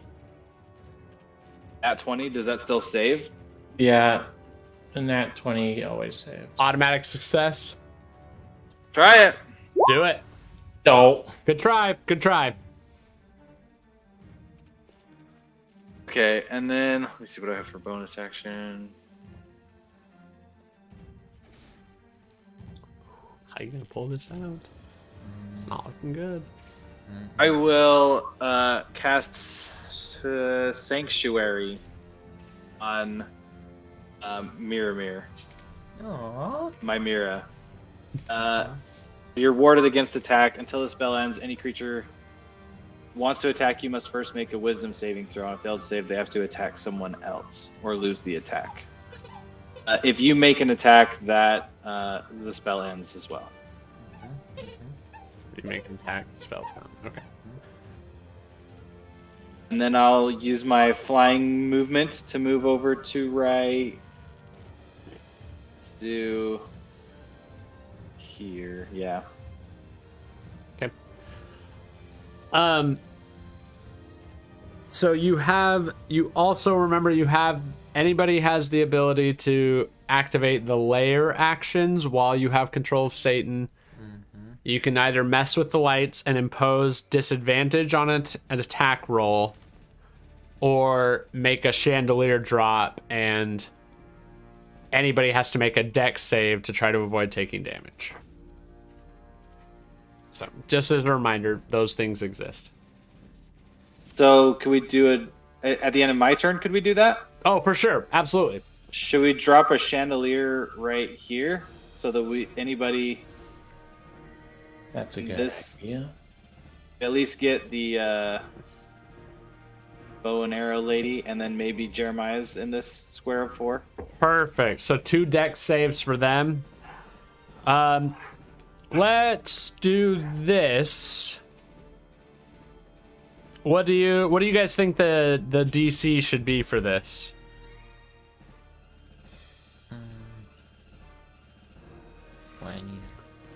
20? You think dodging a chandelier is a DC 20? Like 15 maybe? 15? That's fair. Say like maybe 13, 14, 15. Okay, we'll do DC 14. I'll take the... 14. That's it. Because I was thinking DC 12, so we'll do DC 14. We'll take the average. Okay, the archer gets plus 4. DC 14. Yep, you got it. 16, archer dodges. Bard, Jeremiah gets plus 2. DC 14. Oh my gosh, an 18. So they both succeed. I will say this. As they're able to dodge out, they don't take any damage. But as you see, like, as the chandelier crashes down, you see a human appear in the corner of the room, having like dropped that invisibility. And he's like, "Whoa, man, that was crazy close. Chandeliers be falling up in here. Jeremiah got to take care of himself. You know what I mean?" And he just appears before all of your eyes. Cool. Brandon R., is there anything else you want to do on your turn? Oh, that's it. Excellent. Okay, Archer's turn. You see she takes a step back into the corner and she says, "There's no trying to reason with any evil individual. All evil things must be slain. There's no point in talking. In fact, I don't know why I'm monologuing right now. I'm just going to kill all of them. They all must die." And she knocks her 2 arrows.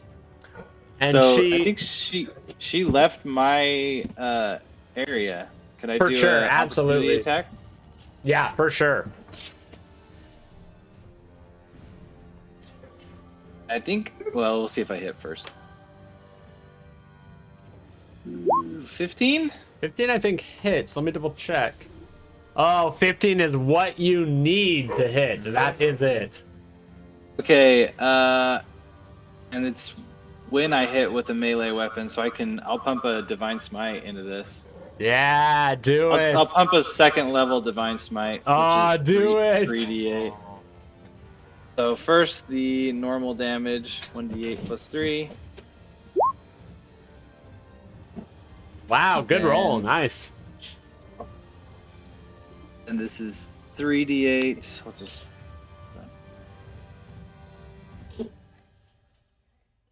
Radiant damage. Nice. 22 points of damage. Sweet. Well done. Let me check one last thing. So, once per turn, I can do an additional 9 radiant damage. Awesome. I don't know if it's not my turn right now, so I'm not sure how that works. What does the full thing say? Like when you hit? Yeah, it just says once per turn you can have 1 attack or spell deal 9 in additional radiant damage to 1 target. Yeah, for sure. That makes sense. You want to do 9 additional? Yeah, 9 Yeah. additional. May as well. I'll get it back on my next turn then. Very cool. So you reach out as she steps back to get a better like aim on the bear that is attacking the wizard. And you take a swing and you just connect and clock her for 31 points of damage. Yeah, a lot of that's radiant. Oh. And the same thing, whenever I do the smite, the sword glows bright red. You see, she says, she says, "Ugh, radiant beings cannot be. It must be necrotic with such evil, vile creatures inhabiting this defiled shrine." And she is going to knock 2 arrows and take them at the bear. Okay, 2 rolls here. Oh, that's not good. That misses. Next one. Missed my cup. 18, I think. Yeah, that hits. 18 hits. Okay, you take 8 points of piercing damage. She's gonna expend another Archer's Eye to add a D10. Okay. Plus 3, so that's a total of 11 damage. 11 piercing damage from one of the arrows. Okay, Melvin turns back into a raven person. Okay. So you see Melvin transforms before all your eyes.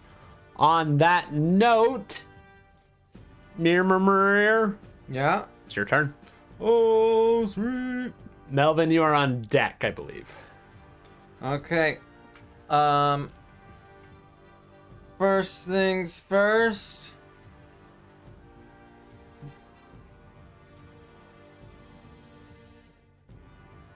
Yeah, I'll do a strength to try and get out of here. get them, you know, out of the tangles. Try to break yourself free. Use an action. Do that. Is that the Strength or dexterity? You choose. Oh yeah.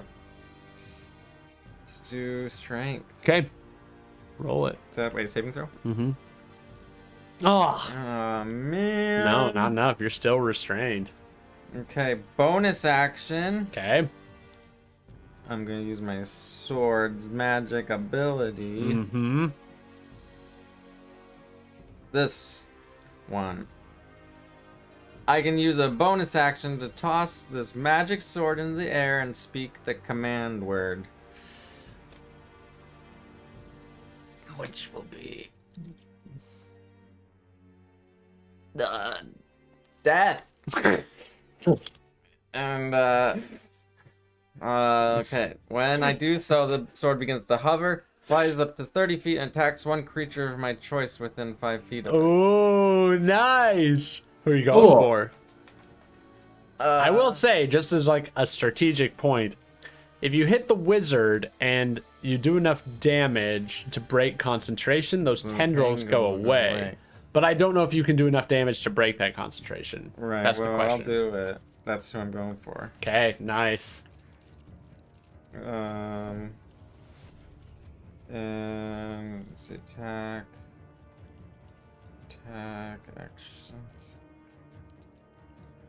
abilities, actions. Is it just a normal like attack with the sword? Yeah. Yep. Oh, is that a crit? It's a crit. It's a crit! Oh my gosh! Yeah. What? Are you serious? Yeah. Oh my gosh. Okay. Yeah, roll your damage. You can either double the dice or roll twice. I rolled twice. 17. Okay, so what's the modifier on that? +3. Why do you get so many dice? Oh, is that rolling the crit for you? Oh, it did. I think it must have. Yeah, crit. It says it. Oh, sorry. 17 total. Okay, 17. So what is that DC for the... It's Concentration. just 10, because it's the higher of 10 or half the damage, so it's 10. Constitution save of 10? Okay, if I roll If you roll 10 or above, he I keeps it. succeed. Okay. Below, I don't. It's a straight roll because he has 0 to Constitution. Freedom! Oh, so you see, as this sword goes up in the air, what happens is it like... Yeah, it's screaming, kill, kill, blood, death, kill, and it comes down, and it's kind of distracting. Guy's probably never seen a flying, talking sword before, Who has? and it takes a pretty good chunk out of him, and then just kind of keeps hovering up there, and they're saying, kill, kill, death. Nice, wonderful. And it does 17 points of damage, right? Yeah, that was pretty solid. Wow, well done. You see the wizard like takes it and slashes. You see that like black, or is that like black energy, or is it like red energy you said? Yeah, and like black, Yeah, it's like purple, violet. nice. So that like ultraviolet, like purple energy, like slash across the radius. You see the wizard like clutches himself and he goes, complete the ritual, burn their items, and free the shrine from the evil dark presence of Satan. And as my lair action, I'll be like, Satan, dim the light. Oh, nice. So the next attack that somebody makes flickers and gives them disadvantage. Or I'll say this, if it's an attack against any of you, you'll get advantage on the saving throw. Okay? So I'll give you all advantage or disadvantage on the attack that is made against you. All right. Perfect. Anything else you want to do? Well, I guess I can move now, right? You can. Yeah, you're here. Um, Yeah, that's true. Your movement's available. Yeah. I will. So Jeremiah's in the corner over here. Archer's over here, and Wizard is engaged with Bear over here. I'm just gonna move a little closer to Jeremiah, like put my body between me and the stuff. Okay, and this stuff still is on fire in there, so. Yeah, I would save it, but I'm out of action. Yeah, sure, absolutely. Okay, so you're engaged with Jeremiah, at least at this Yeah. point. Okay, excellent.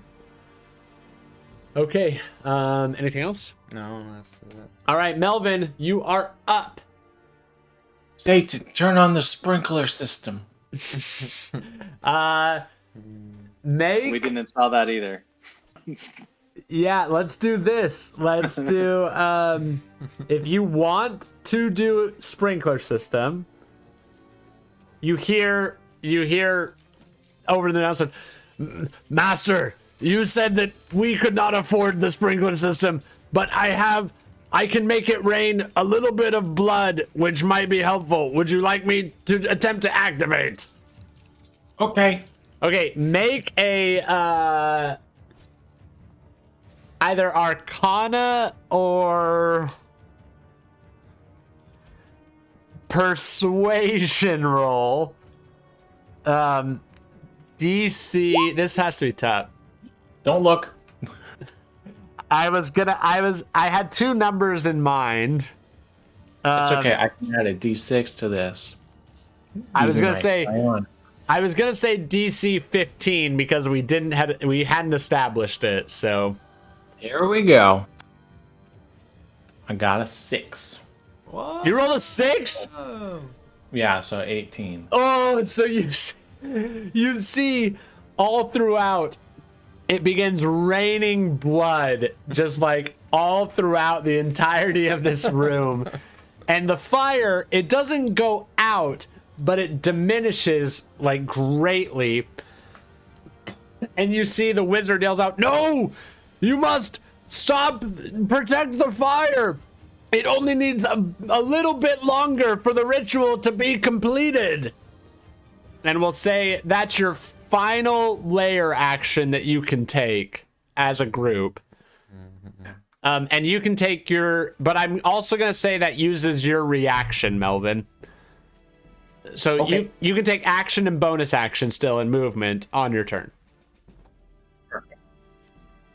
Okay, so channeling some primal savagery, Melvin's talons on his hands grow longer and sharper and start dripping with poison, and he slashes at the wizard in front of him. Ah, wonderful. 24 Four. hits. 4 to hit, so that will do Oh, jeez. 14 or 16 damage, 12 of which is acid. Oh, 16 points. You slash across this wizard's chest, and you see he like drops to one knee, and he's just like bloodied and bruised and bleeding, and you see the acid like infects, and he goes, "Please, my dying wish is to complete the ritual." And he like holds out a hand, and he's hanging on to life just barely. Okay, that's gonna be it for my turn. Bonus action? Save the articles. I mean, I think that was a spell and not an attack, so I can't do an offhand attack after that. That was a spell? Mm-hmm. Oh, Primal Savagery. Druid cantrip. Yeah. So I Do you- think that's Do you have it. any other bonus action spells, cantrips? Okay, I will regain one of my psionic energy dice. Nice. Well, I guess also you can do a leveled spell as a bonus action because you did a cantrip for your action, right? Yeah. I don't think I have any bonus action spells. Okay, well, that's the way it goes, I guess. Yep. Okay. You see... Oh, man. Okay. I gotta do it. Gotta do it. Gotta do it. Okay. You see that the wizard drops to one knee and has a hand up. And he goes, "I see now. It is clear to me in the clutches of death that you must not fight evil with good, for it will never win. But you must fight evil with evil! And he slams his staff into the ground. And you see this green, gaseous, poisonous gas starts to emanate out from where he is. I need everybody to make a Constitution saving throw, and you can do it at advantage due to the flickering lights, because like, Oh, that's nice. he's not quite able to like direct it in the way because he's so thrown off by like the strobing of lights. So everybody can do it at advantage. Is he cloud killing us? He is. Make sure you. He is cloud killing you. Boy. I got 15. You should have add 1 as well. Oh yeah, so 16. You got a 16. Constitution. That's to just all saves. Yeah. While you're within One 10 more. feet Last of one. either one of us. 14. 14. Everybody saves, fortunately. What about the bad guys? Oh, Jeremiah. Good call. Thank you. I forgot. Hey, don't throw up. Don't throw up. Don't throw up, Poncho. Poncho, come here. Poncho, no. Come on. Throw up on the carpet. My dog got cast with cloud kill too, and he's gonna barf. Some better constitution. He rolled poor on his Constitution save. Yeah. Okay. Good bar. Was it good? Not so bad. Okay, leave it alone, guys. Okay, I'm gonna make him roll too, actually. Okay, you see as the so the spell is cast, you see the wizard like reaches up and you see the poison like enter in through his nostrils and his mouth, and he falls down to the ground lifeless, but this green gas is still emanating throughout. And you see as it like hits the fire, it seems to like stoke the fire just a little bit. You see the like archer is like, "What are you doing, you old fool? You're gonna kill us all!" And you see she like inhales some of it and begins like coughing and hacking. And then you see Jeremiah's like, "Yo, this is crazy, dogs. Like this old man be tripping. Like, what does he think he's doing?" And he like inhales it as well. So all of you take 5d8 poison damage halved. So, but they do not. 6. 6. 6. 18. Jeez. 20. 2. One more. 6. 26 halved to 13. And they take the full brunt of it. Okay, I am down. You go down. Okay, so you see me and Mirmar drops to the ground while this poison is still in the air. You see both Jeremiah and the archer breathe it in. They get affected by it, but the poison still is in the air. It still lingers. It begins to sink down a bit, but it still lingers in the air. Okay, Jeremiah on his turn.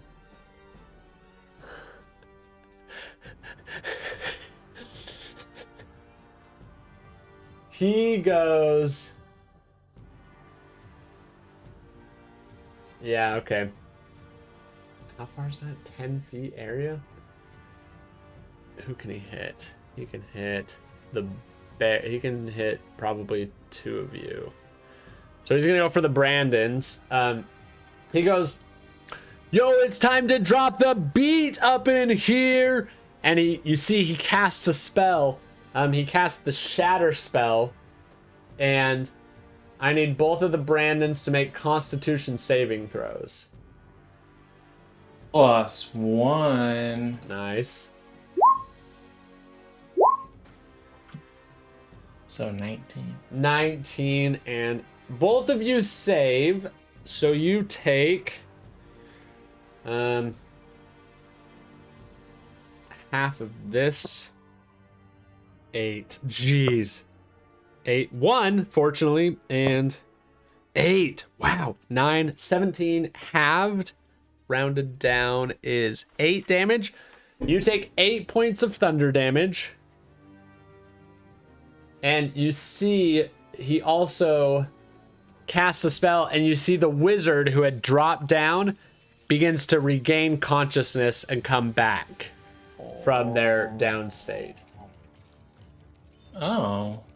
Wizards alive again? We gotta kill some of these guys, you know. That will be In it. this fight. For them, I think it's Melvin, or no? Who is it now? Brandon Zeramar. Zeramar, you Yeah, are I think it's me. you are up. Oh man, decisions. Okay, Help so- someone up. The So fire they out. they all look really hurt, right? But one of yours has just dropped down to the ground. And you know they're putting out a ton of hurt right now. So, and the wizard just started stirring, dropped but started stirring again after this bard healed this wizard essentially. Yeah. Yep. I really know that there other people are probably lower, but Zaramir really does not like Jeremiah. Yeah. So I'm gonna fly over like on top of I'm flying above body of Amira, Yeah.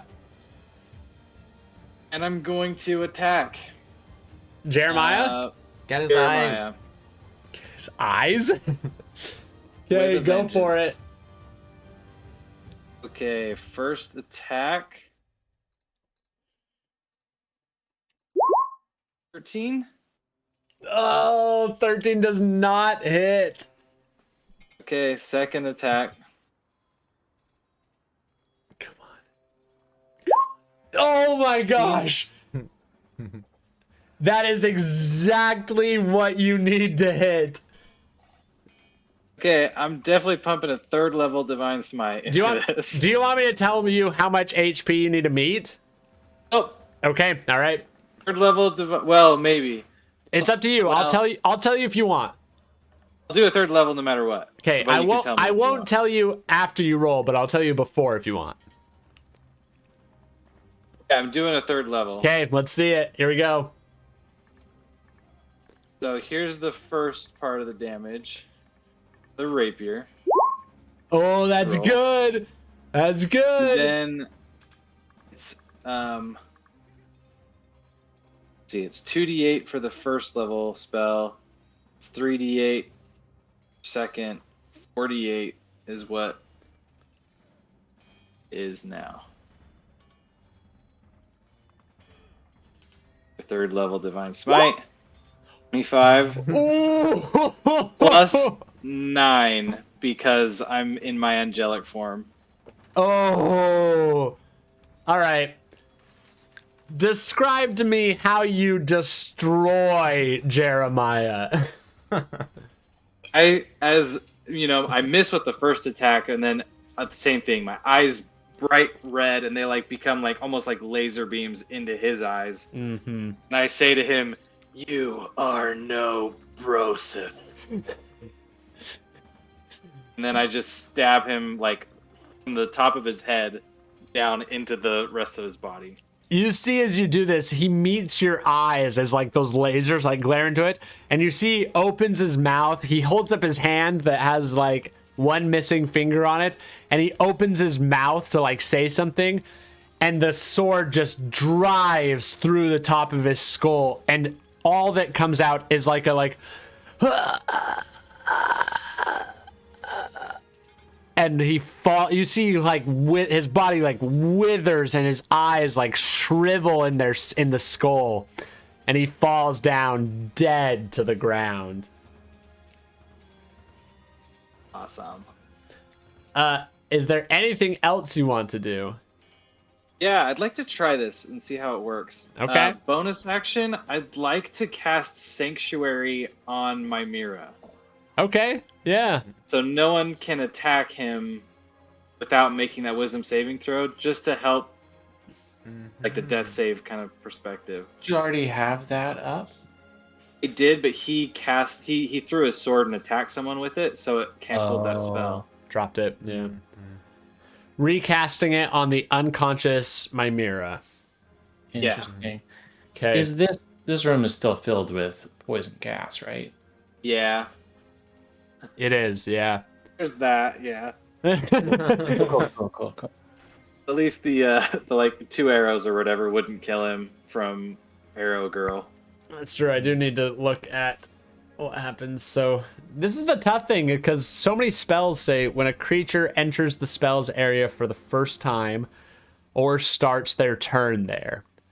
So like I do need to figure out when that first time actually happens, right? Like Yeah. Right. does it double whammy? Like does it hit you when the spell is cast and it hits you at the start of your turn, or is it only one of those? That's you a know, good question. yeah. We don't have to Right. just. I'm gonna rule it right now that it only happens once, but I do hold the right, like in our future games, to change that ruling. You know. Yeah. Totally. Something what you could do right now is, because it would be pretty close, is just do the damage on the wizard's turn every time. Let's do that. Perfect. That sounds great. Around. Great idea, Brandon. Let's do that.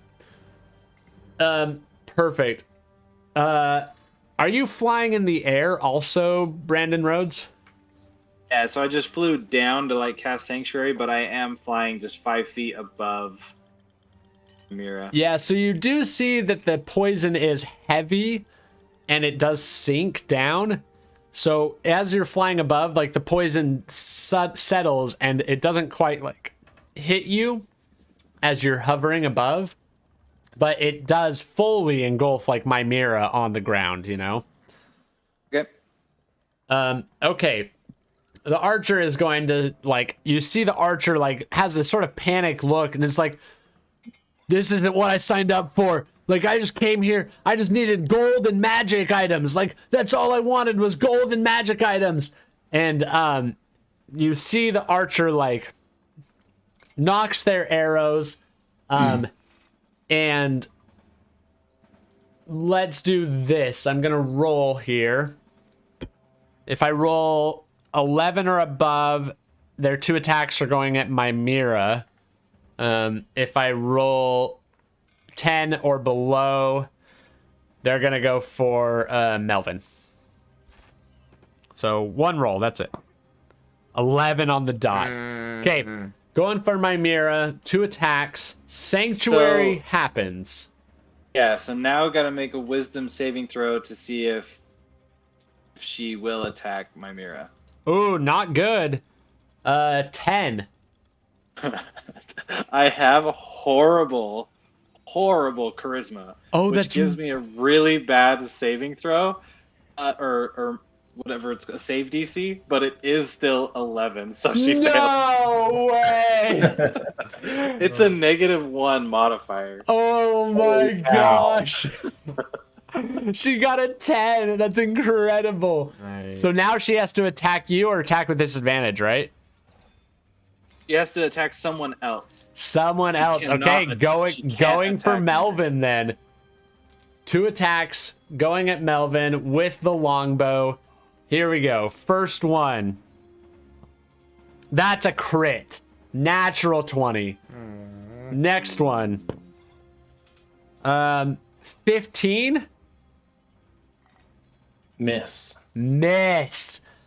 Okay, she's going to expend her last usage of Archer's Eye, which adds that D10. So it's going to be 16 points of piercing damage. In addition, 7 points from Archer Eye, making it 23 total points of damage. Okie dokie. I'm running low on this HP stuff. You're still alive? Yeah. What? No way. Oh my Druid, gosh. she was a bear for a lot of that damage. Yeah, that's some druids, man. Druids. Druids. You see she begins to dip out as well and tries to run out of where you all are. And she like, you see she like tries to like grab something in the room that like looks valuable, tries to like grab it and tries to run out of the room. She exits Melvin's space. If you want to take your reaction and take an opportunity attack, you can. Although, did you use a reaction? I can't remember. I did at the beginning of my turn to talk to Satan. That's right. Okay, so no reaction there. She disappears and bounces out, okay? Okay. Okay. You're up, but you're down, right? I'm down. So you need to make a death save. Mm-hmm. And then, Melvin, you're on deck. How do I roll those again? Just a T20? Uh-huh. D20. Straight D20. Oh, he has a +1. Nat 20! He's up with 1 hit point. You're up. Is that automatic or is that 2 saves? I forget. It's up. It's conscious with 1 hit point. Wow. So you're Pretty conscious. sure. So you're prone, but you're conscious with 1 hit point. You can still take your action then, right? Can I stand No, up I think for half of my it's the movement? end of his turn. Oh, it's an end of turn. Oh, okay. So I can't move. No, but you're conscious with 1 hit point. Okay. So you're stabilized Cool. down there. Okay. So nice. Good. Well done. Okay, so let's go to Melvin. Melvin, Jeremiah's dead. The wizard seems to be clinging on to life due to the healing, but is knocked down. But in front of you is still the burning pile of like rubble with the like pillow, the tooth, and the mushroom on it. So what would Melvin like to do here? And the cloud kill is still up, I guess. Yeah. So I am going to whip out my magic item, which is a staff of healing.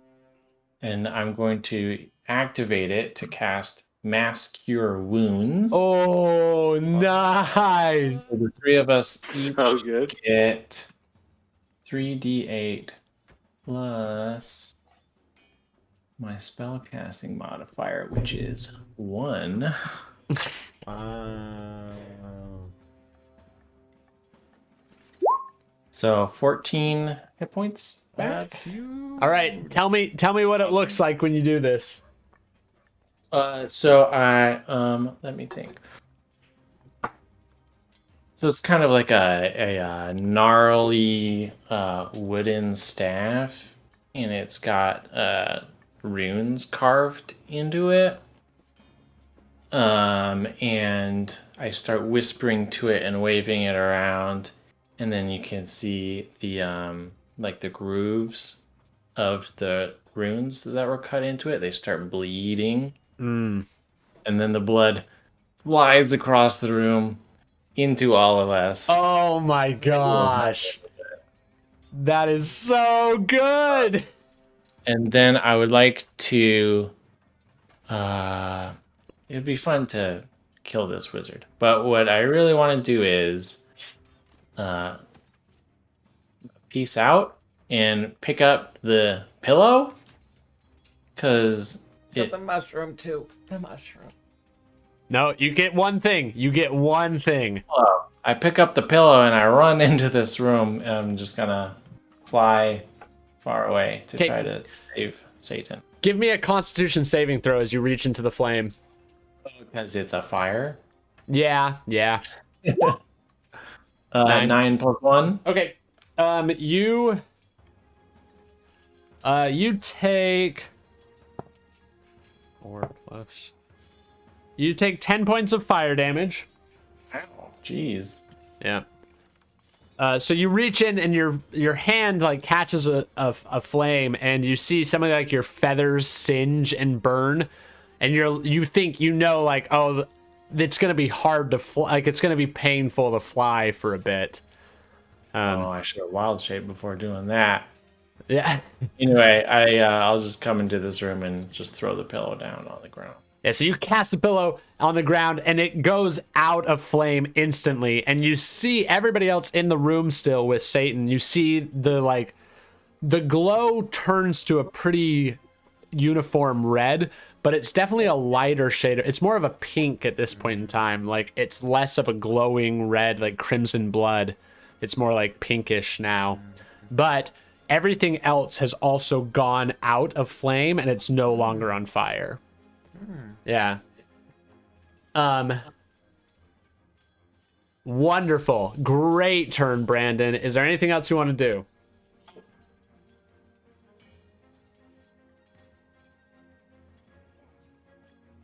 Is Melvin all done? No, yeah, I'm all done. Sorry. Perfect. Excellent. Okay. The wizard is going to make a last stand. Let's do actually anybody that's in the room. So you and Zarmarir make Constitution saving throws from Cloud Kill. DC 12. Ooh. Nope. Bad. I got a 11. 11. Okay, so we take 5d8 points of damage. Oh gosh. Shoot. That's a d10. I don't want to roll that. Okay, 5. 3. 5, 13. 5, 18. 7, 25? Yeah. 25 points of poison damage. And you see... I'm down. You are down.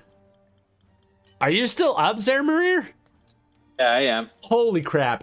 Okay. So I had a huge, you did like 37 points of damage to me, The and then I did sanctuary 37 helped me healing or next not? turn. Didn't you say he was flying above the poison? Oh, you're right. Sorry about that. You're right. Do I get that back? Yeah, take 25? that back. Take that back. Nice. Zarmarir, you're down. Do I get Sanctuary on that, or is that just melees? It's AC, I think, right? Or Sanctuary. Yeah, what is Sanctuary? It's attack. targeted It's just an attack? Yeah. I think so. Okay. This is just poison. Well, it says or a harmful spell, but it already existed, so. Well, nonetheless, harmful spell coming your way because this wizard reaches out a hand and says, "With my dying breath, I shall vanquish my second dying breath.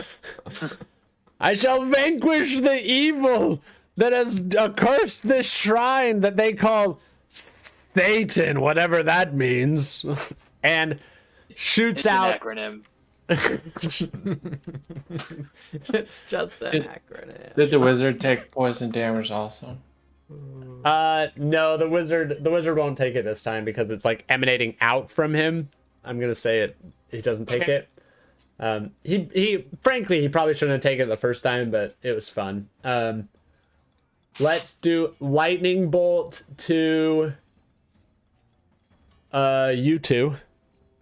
So dexterity saving throws. What happens with a harmful spell, Brandon?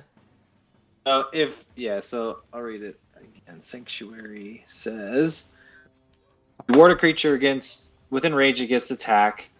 Till the spell ends, any creature who targets the warded creature with an attack or harmful spell must save on a wisdom saving throw. But I guess if it's area, then maybe you're good. Not a target, straight line. So, when you're unconscious, right? When you're unconscious, you automatically fail, right?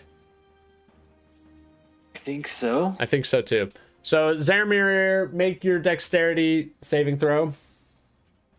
Yeah, I think he's helped. Oh shoot, it's bad. Not good. It was almost a 20, but oh well. Okay. This is going to be I'll be fine. I'll be fine. 9d6. Oh, Because he's casting it at one additional,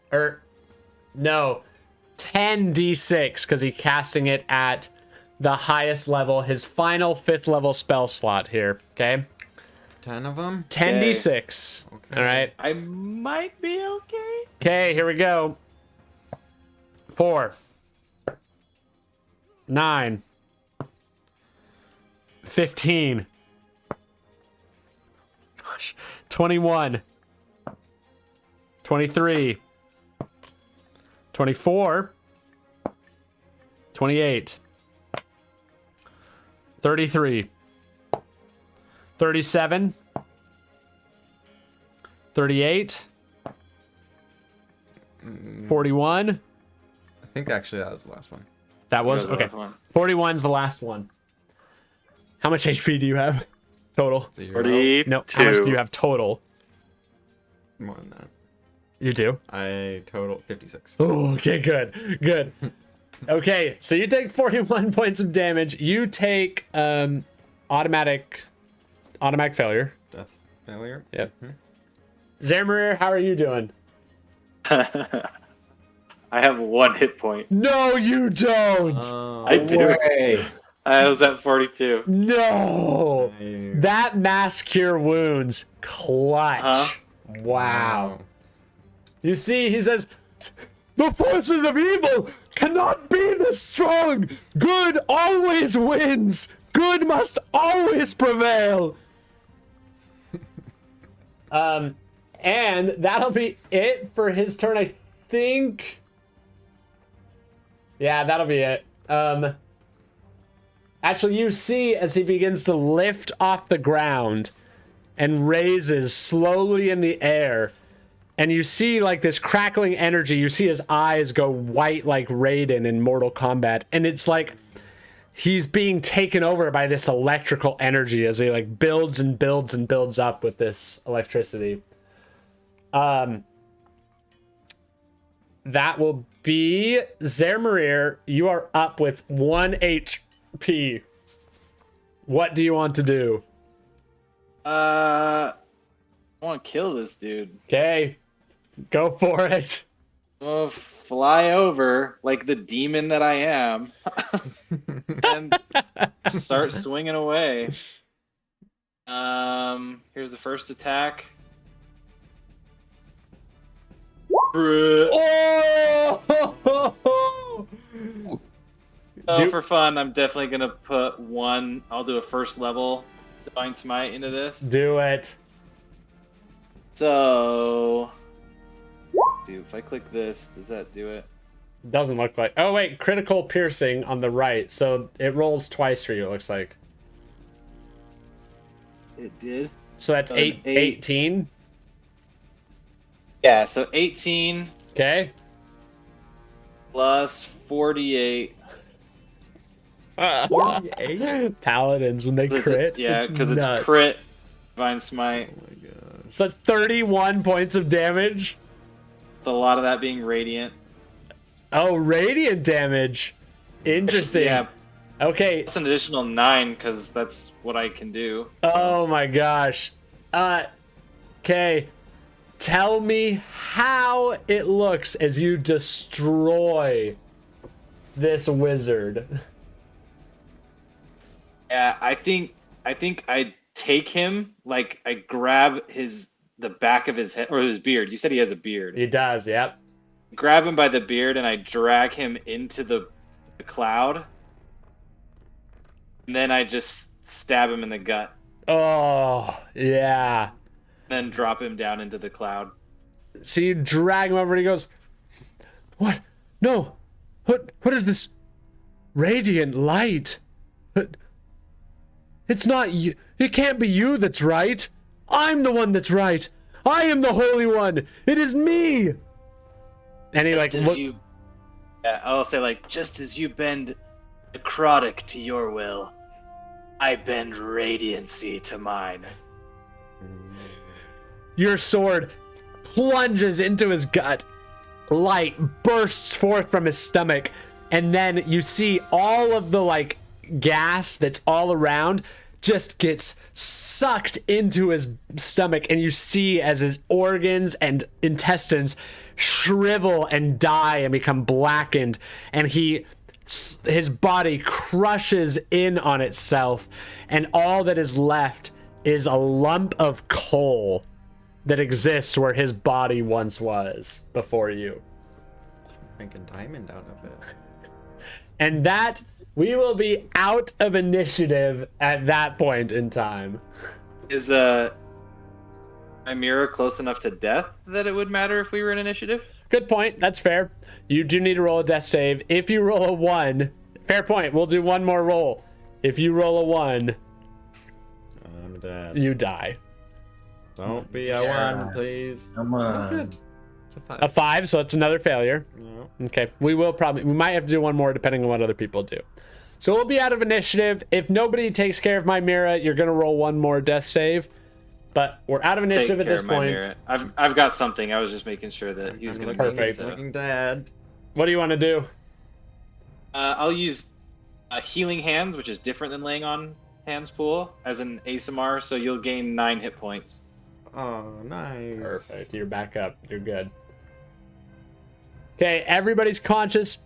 You hear oh, masters, thank you so much. I have seen the light and it burned and I hated it so much. Oh, Satan, it's so good to hear your Yeah, evil voice. those righteous tools, man. I believe them. I'm gonna walk over and look at the little mushroom. Yeah, cool. Little guy. Let's do that. We'll get to that. Yeah. Melvin and Zermarir, is there anything that you are all doing before we do the mushroom scene? Yeah. So Melvin has got this pillow that has been pretty badly singed. And he knows that it's Zermarir's favorite pillow. And so he kind of brushes it off a little bit. And it looks like it's in pretty bad shape. But he'll try to clean it up. He's like whispering to it, "You're a good pillow. You're a big fluffy pillow." And then he's going to cast the 1 second level warlock spell that he knows, Oh my gosh. which is called Distort Value. Oh. And so he makes it magically just appear much nicer.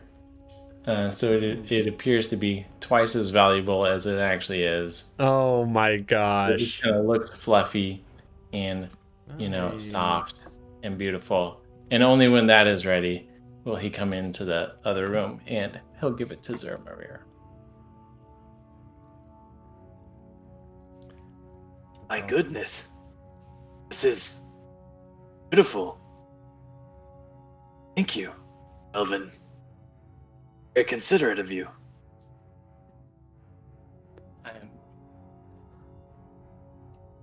You're a good friend, Zermarir.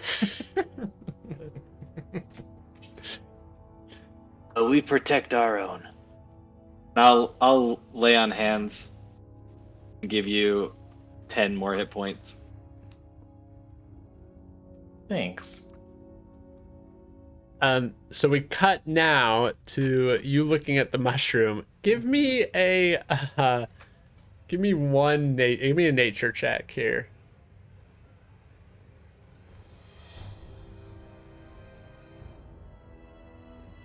14? 14. Okay. You see Don't be dead, don't be dead, don't be dead. the mushroom, you pick it up and you hold it in your hand and it goes, I don't think I have long for this world. No. That fire was so hot. Oh. Well, you were a good friend, little mushroom, and I tear him into 3 pieces. What? No, wait. Oh no. This is right. And I hand one to each of us, and I eat them. We all do. Hurrah! Freeze frame. I need fade all of out. you to make Constitution saving throws. Oh, we're gonna die. At 20! No! 18. Wow, nat 20, 18. I'm rolling pretty well tonight. 15. 15. So all of you sit there and you feel like this you feel this sort of like sadness and like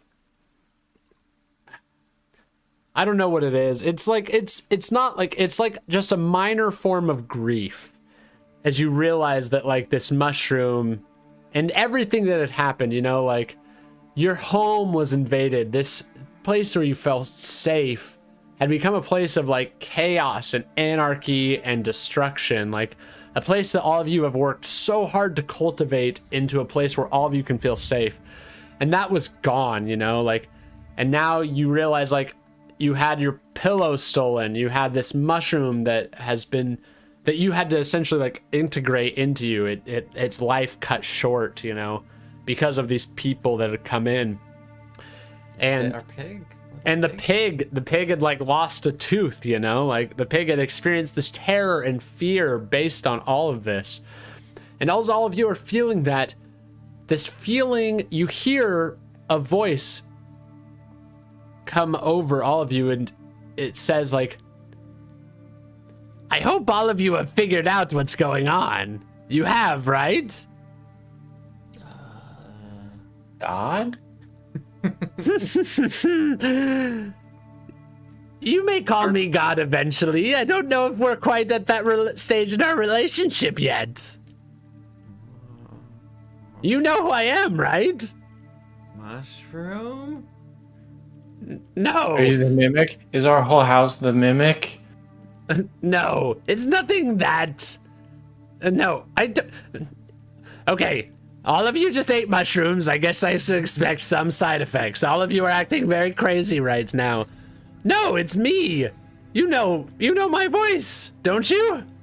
It does sound very familiar. From an old woman from another world. Old woman? Oh, another world?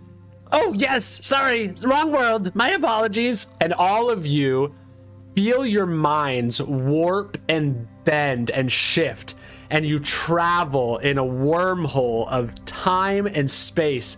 Foo, foo, foo, colors flying past. You see faces, you see worlds pass, and you find yourselves in a room that's covered in sand, and there are dead, worm-like creatures all around you. Zermarir, you now find yourself to be a goblin. Melvin, you no longer are a raven, but a bird with colorful feathers. And I'm totally different. and Marira, you no longer are No. the gnome that you are. You've grown and you have blue skin, and you realize that you are all standing here, and before you sits an individual with the face of a spider. And you hear, all of you in your minds, you say, well, I hope you had a little bit of fun, because you're going to need help for this next part. And as Handsome Dave looks down in his arms, he sees a black satin pillow, fluffy and beautiful, in his hands. And that is where we'll end tonight's session. It was Hallister. Whoa, that was really cool. So trippy. So that means Literally we a get XP trip. for this? What was that? What did you say, Brandon? That means we get XP for this? You better believe you're getting XP for this. You best be believing we're getting XP for this. Yeah. I thought we were going to be the final boss in the other campaign. Hey, you never know. You never Like to know. think- Now That's you've a given Dave me now that has idea. Now that exists. So Dave now has an unquenchable thirst for blood. Okay, can I just say, though, how cool it is to have a healing spell that uses blood to heal you? That was so cool. Oh my gosh, that was amazing. Wow. I feel like we had so many natural 20s tonight too, right? Yeah, I was Yeah, rolling there like weren't that many crazy. natural ones. No, I don't think. Did we roll any nat ones? I think there were perception checks. I think Melvin did 2 in a row or Two something nat like one that. perception checks in a row. Oh, that's right. I forgot about that. Before we get into XP, what did we think? How did we feel about the session tonight? That came together pretty well for being random. It was pretty cool. I liked it. Yeah. I liked it a lot too. I'm glad that we went evil because I've never had a group that was all evil. And we were still like super cohesive, and it wasn't as weird as I thought it was gonna be. Yeah. I almost was gonna try and like convert the archer, but I'd rather just kill things as an evil person. Yeah, it was interesting from my perspective as a DM to be like, what would be scary to evil creatures, you know? Like, and I thought like, oh, maybe like a cross. A cross would be scary. Like if Satan is the person that like is your interface, like a cross would be scary to see, right? But I don't know. It's tough. So that wasn't like a creepy session, I would say. There were creepy moments, but yeah, like I still don't know how to quite run a scary session of D&D, I think. At least What's kind not of interesting is it seemed like it was scary from the enemy's perspective. Yeah. They creeped into this dungeon and then just got wailed on by these like demonic powers, poison claws and stuff. You know, that was really cool. Yeah, initially I was thinking we would do like, I was like, oh, we could do like a haunted house sort of thing, like that'd be fun. And then I was like, well, if they're going evil, why not have them be the ones that are like the ones that are running the haunted house, you know? Like, I think Ouija board was an awesome addition. oh, that was Ben. Ben came up with that. So good. Yeah, in the break, Ben, I told Ben what I was kind of thinking, like the treasure chest and everything, and Ben was like, what if it was like an Amazon package that somebody had ordered a Ouija board? And I was like, oh yeah, that's the winner for sure. That was good. Yeah, so let's do some XP. For River? For River and for Kenai and for Handsome Dave. I don't know. I guess I need your guys's. I'm really, really like. I want you to know how grateful I am for all of you for being willing to go with this. Like, I know it was last minute, and you guys had to like. You know, I really had to rely on you guys for a lot of improv, and I really appreciate that. So like, I don't know. I'm trying to think like, where are you guys at with XP? Like. I just need a little bump and then I'm at level 6. Level 6 with a little bump. Nice. How's Kenai looking and how's Handsome Dave looking for like leveling? I'm still like 5,000 away from level 6. Okay. Oh, I only played one session, so I'm like a third or a quarter of the way to 6th, Okay. It's like 10,000. which is fine. How many away then? How many like XP away? 5,000, I guess. 5,000? Okay. Let's do this. Let's have everybody take let's do 1,500 XP for everybody. Just across the board. I want to give each of you, and like honestly award this however you want, because I want to do this consistently now after each session. Each of you will have 1,000 XP to distribute amongst the players. Does that seem like a fair number, or should it be less or more? What do you think? Yeah, I think it seems fair. Okay, so 1,000 XP, and you can also award yourself XP from that 1,000 XP. So you just have to, so like, let's start with Brandon Rhodes. You have 1,000 XP you can distribute amongst all the 3 players. I want to hear like how you distribute it and why, essentially. Yeah, I definitely want to give Melvin for the pillow like adjustment and then the blood healing. Those moments were just really, really cool. So good. Thanks. And then Chimera for just like splitting up the mushroom. Like you like loved the thing and then just like killed it, and I love that. Like it just was so on theme. It's very evil, right? Yeah.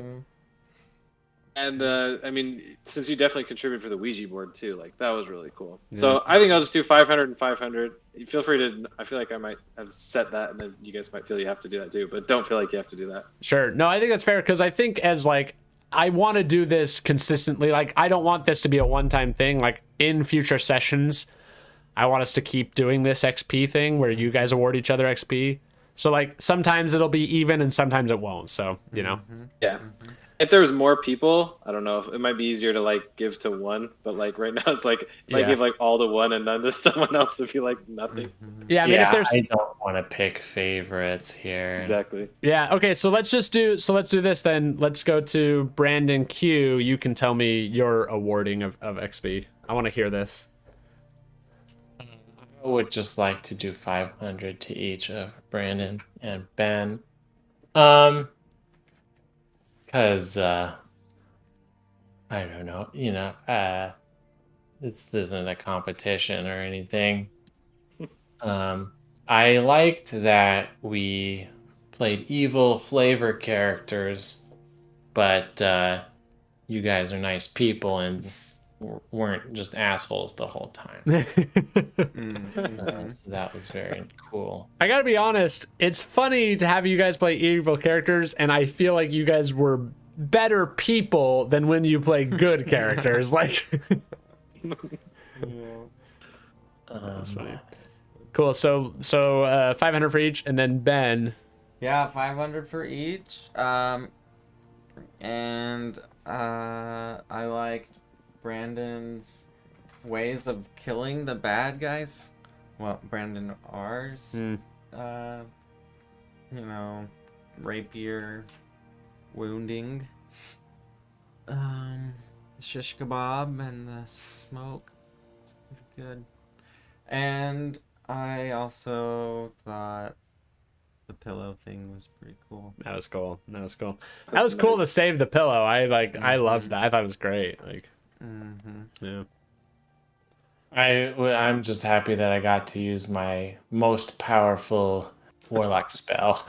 That's so funny. It's so funny that was your warlock spell, and it like you found a perfect way to use it. That is so funny. Awesome. I didn't make it all the way through my attack checklist though. Oh, I forgot about that. That's right. What was your optimal attack? My best one is probably just Eldritch Blast, I guess. Or just stabbing people with mind knives. So I did that one time. So like if you had like the ideal action turn for like damage, what would it look like? Like what would it be?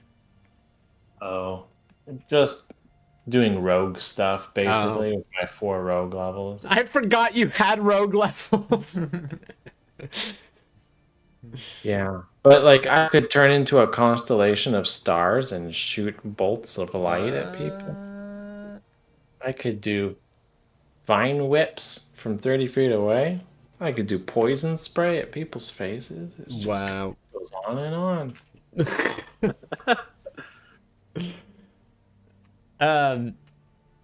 Well, thanks everybody. So everybody take an additional 1,500 XP from your guys's 1,000. Thank you. Sorry, 1,000 XP from all your awarding of it to your dungeon crawl characters. And I think that'll be it for the night, unless anybody else has anything else they want to do or say. Thanks, Parker. That was an awesome session. Like you improvised it really, really well too. I mean, I just bounced off what you guys gave me, so thank you. I really appreciate that. Well, I mean, coming up with like Jeremiah and making him so like easy to hate but technically good. Yeah, it was hilarious. Yeah, I mean, it's weird. You just steal stuff from like I don't know why, but you just steal stuff. Like when I thought Bard, I was like, oh yeah, this guy is like. It's interesting as well because like you figured out that all my like things I thought would maybe be difficult to understand, like the red herring with the mimic, and like the scrambling of words, right? I thought like, oh, maybe they'll have to like think about this, but you guys got them like without like just immediately, you know, like all my tricks I tried to play didn't even work at all. And so then it was like, because no one like used the vanity thing towards Jeremiah. But I still like wanted to play to that like really heavily. So yeah. All right. Well, thanks everybody. That was a lot of fun. That was a lot of fun. I will talk to all of you at a later date. Yeah.